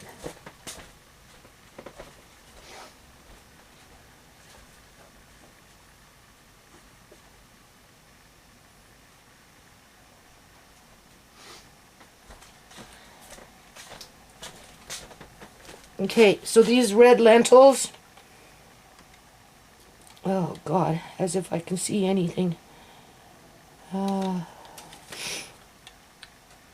moved things. Okay, I just wanted to go through this receipt briefly. All right, okay, red lentils, here we go. I paid $16, right, for 4 bags at 4 pounds a bag. It said I saved $4. It came in. Regular price was $19.96. So we'll say regular price for 4 bags at 4 pounds a bag was $20. So $5 a bag, and I ended up saving $4. So for 4 bags, I paid $16. It's 4 pounds times 4. That's 4, 8, 12. That's 12. 16 pounds. 4, 8, 12. Right, 16 pounds. So for $16, so I got it, what, $1 a pound, I guess? I guess that's kind of how it works out. Now, these are just red split lentils, and I got 4 bags, to which that will fill up one of these buckets that I just got delivered today. Okay, and this is going to be one of my staples in my house. Okay, so, Shelly, look for these, because you can make little flatbreads with them, okay? In terms of a substitute, and I'm sure you can even put it into bread flour and build it right into bread if you wanted to. I'm just saying. Okay, so I got 4 of those. Not that I needed them, but they were there and they were cheap, and I don't trust my government. And I knew these buckets were coming in, and I didn't want to go around the house digging for freaking lentils to fill up the bucket. So I was like, oh, there we go. I can fill up that bucket. And then as I get into my cupboards and I find the ones that I left upstairs, right, in jars, I'm just going to empty them into the bucket, assuming that there's any room left. And then when I run out, if I haven't gone off and bought more, then I can go downstairs and I can hunt around for lentils, because I got them all over downstairs in storage. Okay, see, this is how it works, Shelly, okay? I know you live in an apartment. Tisha, too, she's the same thing. Well, I used to live in apartments, too, with 5 kids, okay? And Uncle John, too, right? Just remember that, okay? And you still got to have off to the side somewhere or something, no matter what. And I'm sure you do, right? But you also have people around you who love you, who can help you to just kind of like be a squirrel somewhere else, okay? You don't have to have all your nuts in one location, right? And get them involved with that food prep and making that initial investment in good good storage containers. Okay, maybe not at first because, you know, it's a process. You have to remember, I've been doing this for 10 years. That's why I'm so confident with it, right? Because, but now I'm at the end of it and I'm topping things off. And as I'm topping things off, I'm buying quality products to replace something that may be faulty. Okay, I'm just saying. So use what you've got for now to the best of your ability, and then after that, over a period of time, you can build in, you know, better jars or whatever it may be.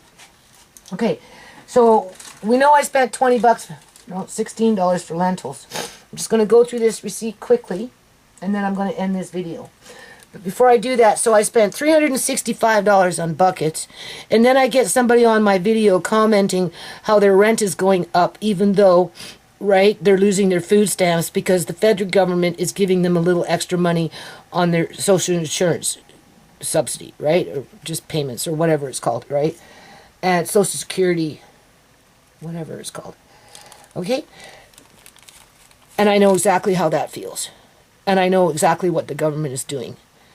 Okay, and I know that I just know things. Okay, I just know, and I'm like, Judy, if you could do this, and this, and you can just pay $365 for some buckets and a few seeds after you spent $1,000 on jars over the last year alone, people, and that's just a guesstimate. Was probably more than that on top of everything else that I've bought. Well, then you can buy a few boxes of organic food and have them shipped to somebody in the United States, and that somebody just happened to be Shelley.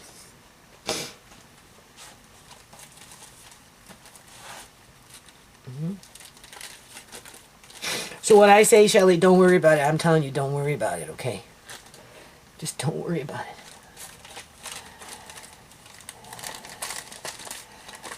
Because when people give us stuff, sometimes we, you know, like, why are you giving me something? I don't know you. Like, what do you want from me? That's the first thing. Or, no, that can't be true. Like, you know, like, that's too good to be true. And it makes you feel uncomfortable. You see, that's the thing. I don't want Shelley to feel uncomfortable. That's why I'm going out of my way to do these videos, because nobody will know who you are, what you look like, where you came from, any more than I know, other than you're a real human being that has a family that's in a bad spot in life because of what our governments are doing to us as a collective. And clearly you can see that when you go to the grocery store and everybody's confined for the most part to their 1 or 2 or 3 grocery bags, walking out broke because it cost anywhere from $200 to $300 to buy what they bought, when in fact it should have been no more than maybe $100, $125 at best, maybe $150, depending on what you buy. And the government knows it. Okay, you see, that's the thing. That's called manufactured poverty. Only they've taken it to a whole new freaking level.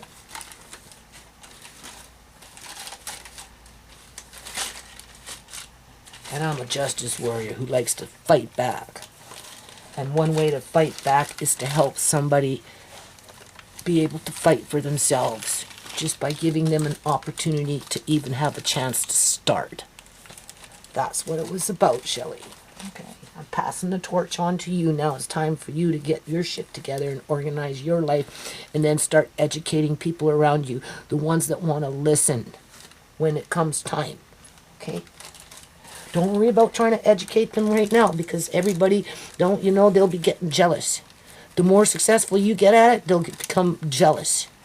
But that doesn't mean that at some point you can't, at some point, help somebody else to get started too. Okay? But that's not your job right now. Your job is just to get your house in order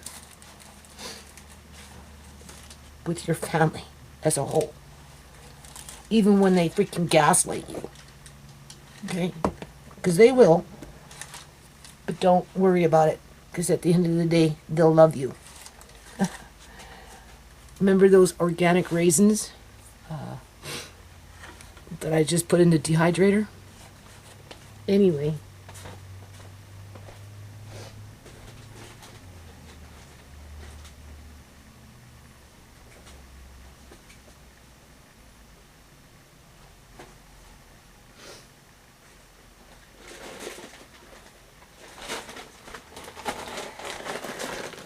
he fell asleep for a while. Anyway, you see, Tisha is in an apartment too, right? And, you know, she calls me excessive. She says, ever since Fukushima, Mom, you've been excessive. It's always doomsday with you. And I'm like, Tisha, don't you realize what's going on in the world right now? Especially now. Yeah, but that's life. You know? Yeah, well, that's what you say right now. Wait. Okay? Anyway, she says she bought herself a few cans of this and a few cans of that and put them underneath her bed, maybe put a couple things in her closet, but that's all she can do because she lives basically in an apartment. But then you have to remember, people, at the back of Tisha's mind, she knows she's got her mom. And if shit got real bad, she can always come home and the kids will always have food. Just like my son. So anyway, I have to give to Tisha in baby batches. Remember that blender? I don't want that. That's old plants. Get rid of it. I don't know why you need 3 of them. Well, I don't know. I had 3 daughters. I thought maybe 3 daughters would like a blender each. But besides that point, if you don't want it, fine. Right? Same thing with my son. Anyway, I gave, right, to Rhea. You've seen that through those videos. And then, you know, I don't know, the bee in the bonnet. I want to make bread. Do you got that old bread machine?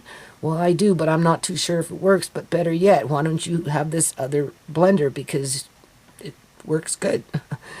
And I gave it to her, but it took a while before it could migrate its way there. And I gave her a couple books, and even then she lost 1 book. I guess she left it in the car and didn't realize I gave her 2 books. And I told her to go look for the book. I don't know if she found it or not, but, you know, the point is it took a while for her to accept that old appliance. And right? Well, it's the same thing with this stuff. So she brought the kids over last night, and I watched them for a while, right? And I had pulled out these raisins. They're like half dry, right, compared to when I put them in. And I had a jar there, right? 1 jar, okay? And I gave the kids, little Kyrie and little AMA, a few raisins, and oh boy, they just gobbled them up, right? So when Tisha came to pick them up, right, I said, well, would you like that? It's just a big jar, 1 gallon, right? Nice, full, you know, fresh, organic raisins. I said, would you like to have that? She goes, no.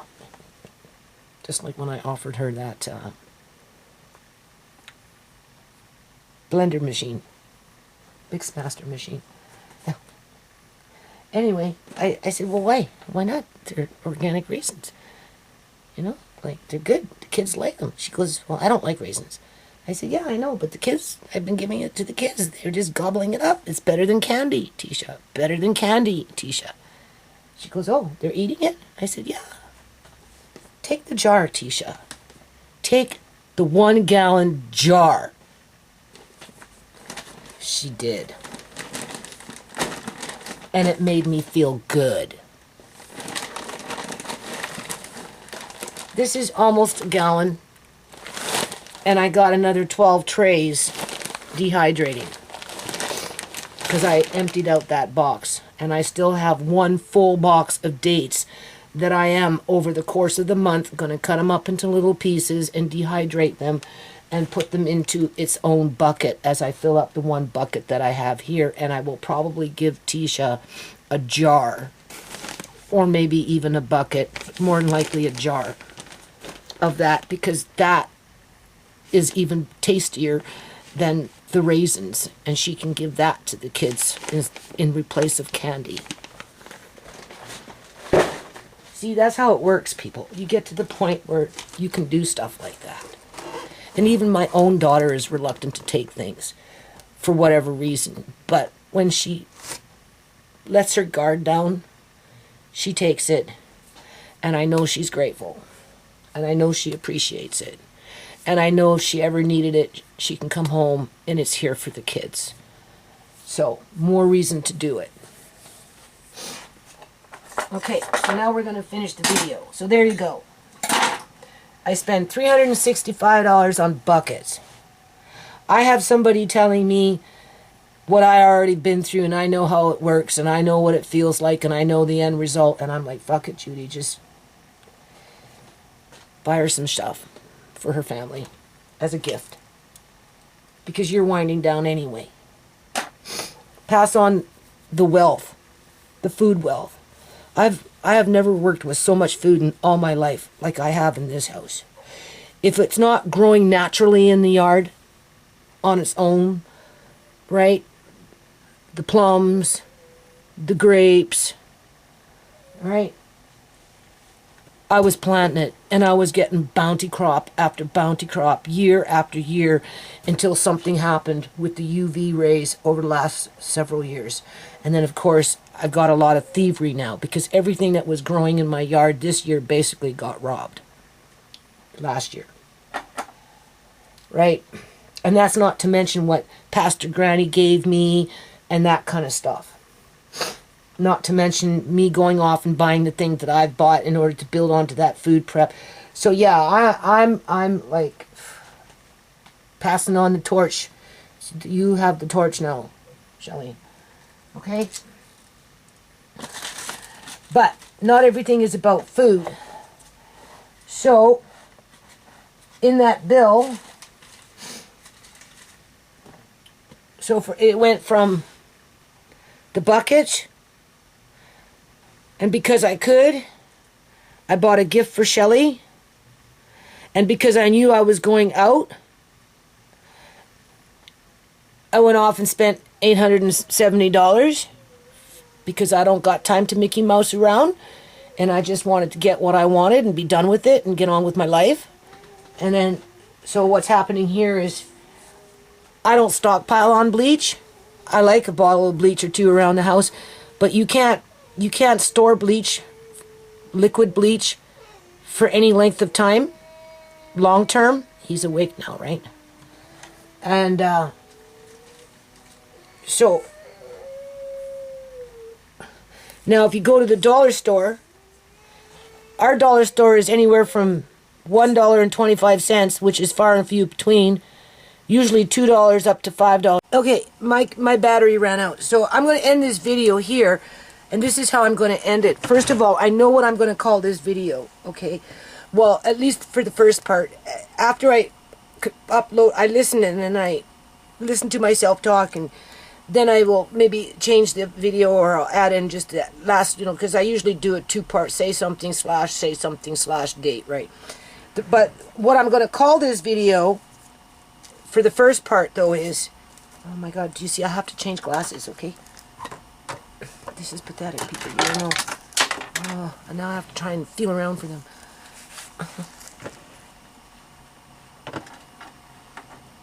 My eyes are bad today. Yeah. I can feel the pressure in my eyes because of the freezing agent and then poking at my eyes. I haven't been using the honey for about 4 days now, because I'm giving my eyes a break. Although, I do want to say that I do believe that my landlords are of good intent and are not looking to become billionaires by using me as their test subject for cataract removal. Sorry. I can understand how others would want to do that, but not my landlords. My landlord himself is something like 84 years old.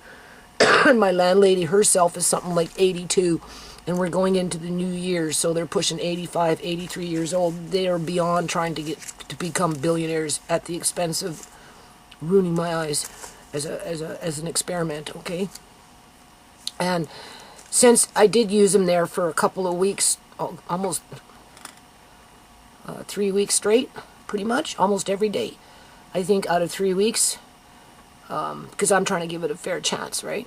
3.5 weeks, something like that. I only probably missed 1 or 2 days just to give my eyes a break from it, right? Right? And if I had to, what is my opinion around it, well, I do believe that I can slightly see color a bit better, slightly. And I do believe, because, you know, I go like this. I do believe that I can see slightly better with my 2% optic vision nerves. Okay, that's all I have left in this eye is 2%. Okay, so 98% have been destroyed because of the glaucoma, basically, and maybe something else going on in my head that I just don't know about, right? And since using this for like almost 3 weeks and a bit, the honey part from my landlords, I do believe that I can slightly see better from it. Not as, I mean, with just 2%.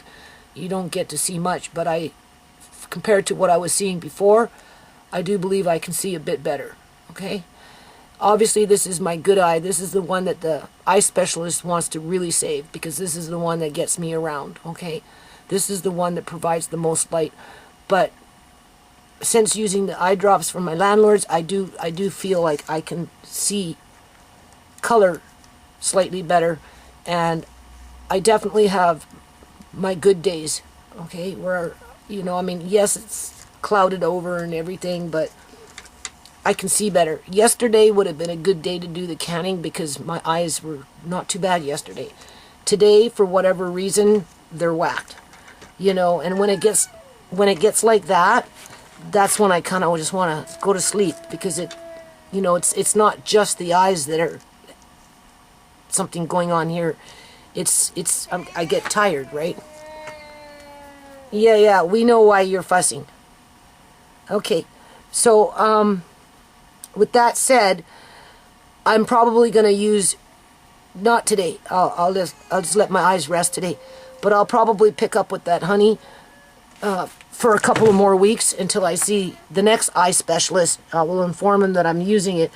And I know what he'll say, well, you know, blah, blah, blah. Same thing like my other one, you know, somebody's looking to get rich. If you go to India, everybody's putting this potion together and that potion together, trying to get rid of cataracts. And if that was the case, no, you know, we wouldn't be flying to India to do all these cataract operations if it was so successful.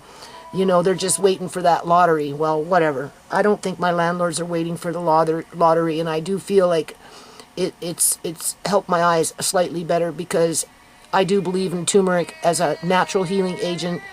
We know honey is a natural healing agent. We don't know what that secret ingredient is yet, but, you know, for what it's worth, I don't think it's doing any more damage than what I've already got, people. I really don't. And I don't think my landlords are trying to become billionaires before they're, you know, ready to go wherever they go when they die. So, you know, besides that point. Okay. So, I'm going to call this video, and I'm going to end it on this, pretty much, 2 ships passing in peace. You know how they say 2 ships passing in the night? Well, Shelley and I are like 2 ships passing in peace. Okay, we will never really ever meet each other in this world, that is, okay? But we're passing each other, and we're doing it in a way that's peaceful in a very volatile world, okay? I'm going to read you an email that she sent me, okay? Just because that's how I'm going to end this video. But before I do that, I need to put things away in the kitchen, right? And I have to deal with him. Yeah, I know. I'm just going to highlight on some of these things on this receipt in terms of the bigger bulk items that I bought, like the Eco Clean powder. Those are like powder bleaches, because if you're going to store bleach, you don't want to do it in the liquid form. One, it won't last very long, 6 months or something like that, and then it starts to deteriorate. Whereas if you go out of your way, and you can find the smaller containers at dollar stores and places like that, something similar, stock up on those a little bit, right? Out here they're coming in at $4 or $5 for a small container, whereas when I went to Save-Ons, they were coming in at $10 a container for a little larger and a different product, but similar in nature, right? So I got the 2 Eco Team powder, which is a bleach type thing for $16.50. Okay, $16.50. And then we got a bag of rice here. It was $52.59 with $5.60 off. So that was another big ticket item, right? And then I got some Kheer rice to make pudding, and they were at $6.19 each, which came in at $12.38. And then I bought another kind of one, right? That is just a different brand. And so I think I picked up one of those, right? Because I want to get into that pudding making, right? And then I bought 2 tubs of cream cheese, because that stuff will sit in your fridge for a long time if you don't open it, just so you know, because it is a cheese, okay? All right, and that came in at $22. So that was $11 per tub, but it was more economical to buy it in a tub versus in those little packs, okay? And you can dehydrate that if you want to, just so you know that, okay? And that will be more videos down the line, because I do plan on getting into dehydrating cheese, because I've got some old cheese that's been sitting in my Auntie Chimay's fridge downstairs for a long time. And as long as there's not molded throughout the whole thing, you can still eat it, or in this case, I'm going to be dehydrating it. Because when you want to dehydrate cheese, I guess older cheese is the best in terms of taste. Okay? Yeah, we know. You gotta go poo-poo. Yeah, we know. It's bothersome for him. Yeah. And then we got, okay, here we go. The NC Stain Remover, which is a powder bleach. Okay, it cost me $43.55 for 4 containers. But a tablespoon to 2 cups of water will go a long way in terms of the size of the container. Okay, so Shelly, look for some powder bleaches and stock up on it when you can. Okay, and then this way you have it when you need it. All right. He hears me talking, so of course he's going to get louder, right? And then, of course, we know about the milk, 74, 75. You know what that sounds like to me? Nails on a chalkboard. Oh, man, you don't know. I get so frazzled when he does this. But he very seldom does it, so, like, very seldom. And he's more whining than, yeah, he's whining more than anything else. Because he's uncomfortable, right? Now, I bought parsnips, which I'm going to be using when I get into the meat. And I think I bought something like 5 or 6 of them. Not that many, people. They came in at $8.05. I wanted to point that out to you. Okay, this is why you want a can. Get into canning, Shelly, a little bit. Even if it's just a little bit. Because for 5 parsnips, maybe 6, for $8, trust me. If you go off and you find yourself a piece of meat that's discounted, chop it up, cook it in the oven with some ginger or garlic or whatever you want. Throw in a few carrots and some slices of parsnip. Pop them into some jars. Pressure can it. Oh man, it is so good. So in 2 years from now or a year from now, you know, if the cost of 5 parsnips is $16, you don't have to worry about it. All you have to do is go open up a can that you canned with your pork or chicken or beef or whatever, and you've got parsnips. Okay? I'm just saying, for that comfort food. You do it for the comfort food, okay? Because when times get tough, especially for children, it's really important that they have that comfort food. Okay, so I'm building in the comfort food today with the pork that I bought and some chicken, and I've got ham. But I'm going to be mixing it specifically with the pork. Okay, and that's going to be the next video. And of course, we've got a whole bunch of just other miscellaneous crap, like 1 red pepper. I think I bought 1 red pepper. It came into, what am I reading here? How much was that red pepper? $5.14. Like, what the heck is that?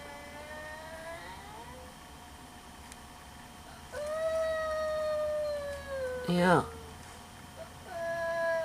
That's crazy. Rogers Sugar, $18 for, what is that, a 10 key bag, which is 22 pounds.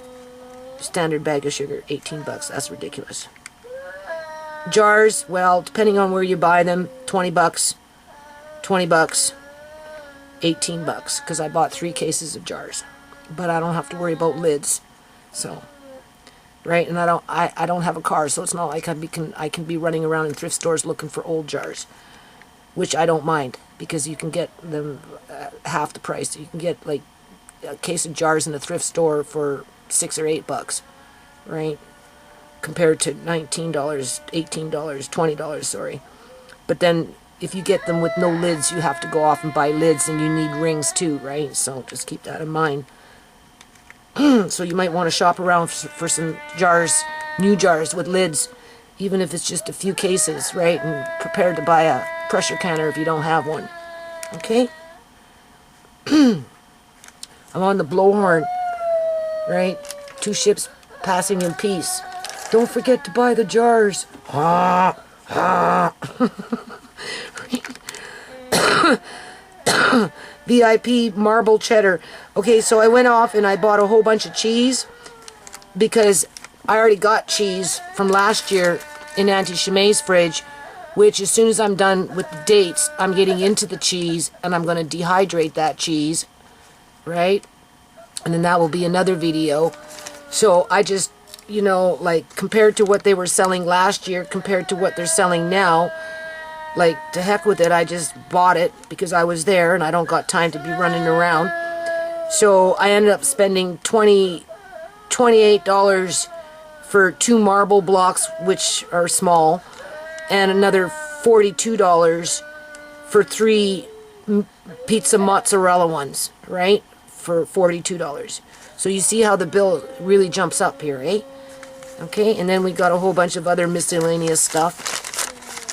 Some of it bread, but we know I'm phasing out bread sooner or later once my kitchen's organized, so I won't have to worry about that at some point in the future.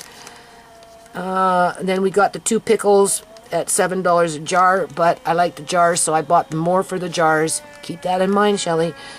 Than the pickles, okay? Because it's multi-purpose. Not only do you get some good pickles, but you get some good jars, okay, for storage, okay? And then I just bought a random little bag of rice, okay? But I got rice downstairs in storage, so I'm not worried about it. Western butter. Hold on a minute. Okay. And then butter, because I plan on making ghee again. Although when I make it, this time I'm going to stand back. Right?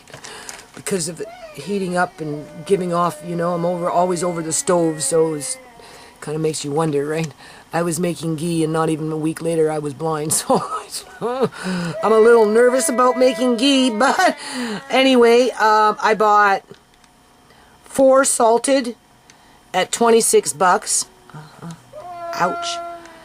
And then I got 8 unsalted, because you want unsalted when you make ghee, for $52. Do you see how it jumped up?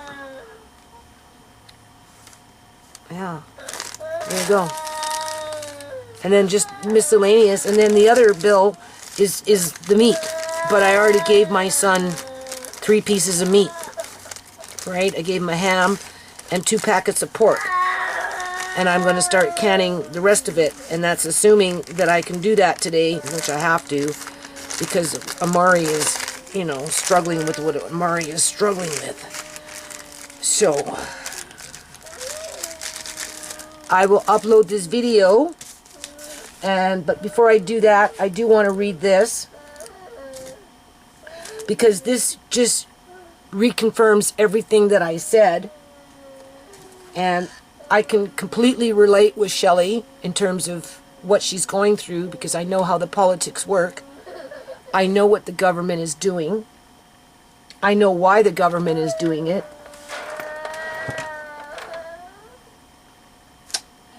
She just sent me an email. Says, thank you. The pandemic food stamps in Massachusetts are stopping March 2nd of 2023. So that's just around the corner, right? So everyone that was getting extra won't anymore. I was $300 a month for 3 people altogether with the extra. So I'm going back to $130. So she's losing $170 of that extra support, even though the cost of living has doubled since the beginning, since it all began. Okay? Right? And probably less because my SSI, I guess that's like, I don't know what that, I don't know if, it's some sort of a social assistance check of some kind, right? Right? Check went up from the cost of living. So she's getting an increase to cover the extra cost of living. But as soon as the landlords hear that, they raise the rent. So anything that you got extra goes automatically straight to the landlords. Been there, done that. You don't know how many times. So I'm definitely going for a freezer. Second hand. Okay, so she doesn't have a freezer, but now she's going to buy one. This is good. Yeah, second hand works. I've bought them. And stock up on meat that is cheap. Yes. But the problem with that, though, is sometimes hydros can go out. So you need to have that backup. Okay?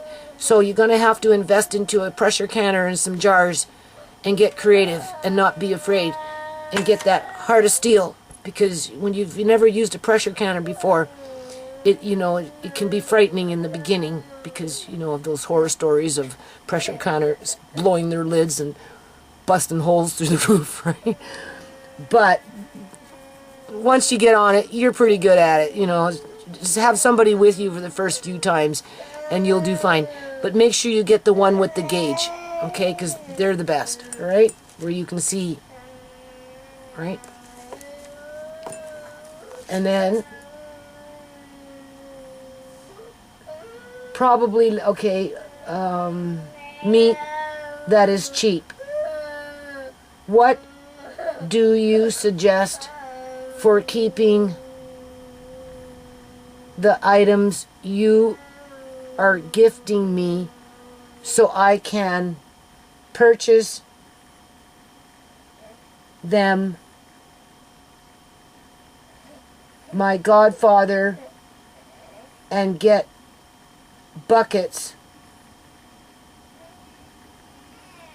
at Home Depot. Okay, the problem with Home Depot is they're paint buckets. They're not food grade. You have to get food grade buckets for food, okay? You can go like to ice cream parlors, places like that, or restaurants, and you can ask them if they have any buckets with lids that you can either have for free or if you can buy them. Sometimes you get lucky and they'll sell you a bucket with a lid, make sure it has a lid, for a couple, $2, $3, $4 per bucket. But they're food grade. Okay, it doesn't matter if they're ice cream buckets, because they'll be like probably about 3 gallons. Or if you go to a restaurant, sometimes they'll do it for you. You can look on Craigslist, okay? Places like, not Craigslist, but like Facebook Market, those kind of things, you might be able to find them. Or otherwise, in my next video, I'm going to show you my 6-gallon buckets with my Gamma lids. With, again, I just bought another seven 2-gallon buckets, which come with their own Gamma lids. That was that $365 that I paid for buckets. And I'm like, well, if you can pay $365, and that's Canadian money though, right? If you can pay $365 for a few buckets and a few packs of seeds, well, you can definitely make, some family happy in the United States and buy them something that might save their life.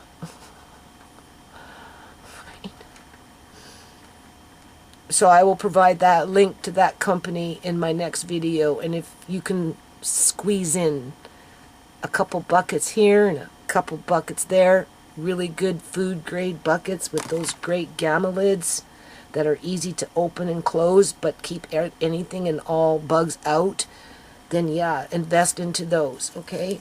But otherwise, just go with what you got right now, and if all you got is a paint bucket, then use it only temporarily, but don't pour your food into it. Put it in with the bag and work on getting it out of that bucket into a proper food grade bucket or glass jars, depending on how you want to go. And well, really depends on what you're storing too, right?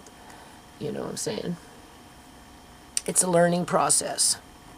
You'll learn and you'll figure it out, and you'll go what feels right for you, okay?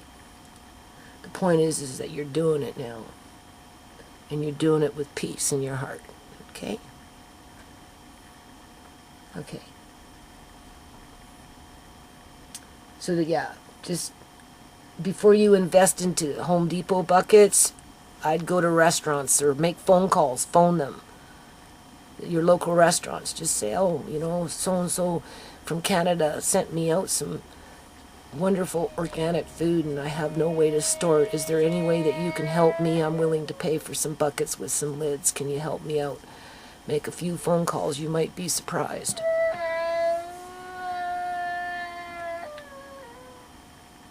And then once you're in, you can ask them, like I do with my butcher, can I come back next month and pick up on some more animal fat so I can make some more?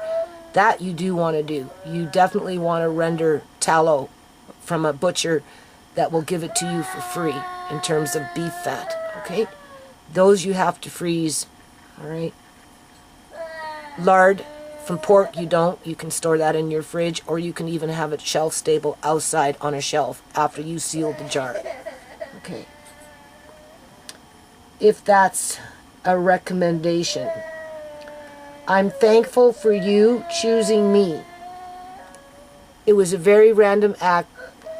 I had no agenda other than because I know what it feels like to be in a position of, I don't know, right? And sometimes just a little motivation and to get you started is all you need. And remember what I told you, you have to be an opportunist, okay? See, you can hear him pushing. Now he's pushing. That's pushing. That's what I'm waiting for.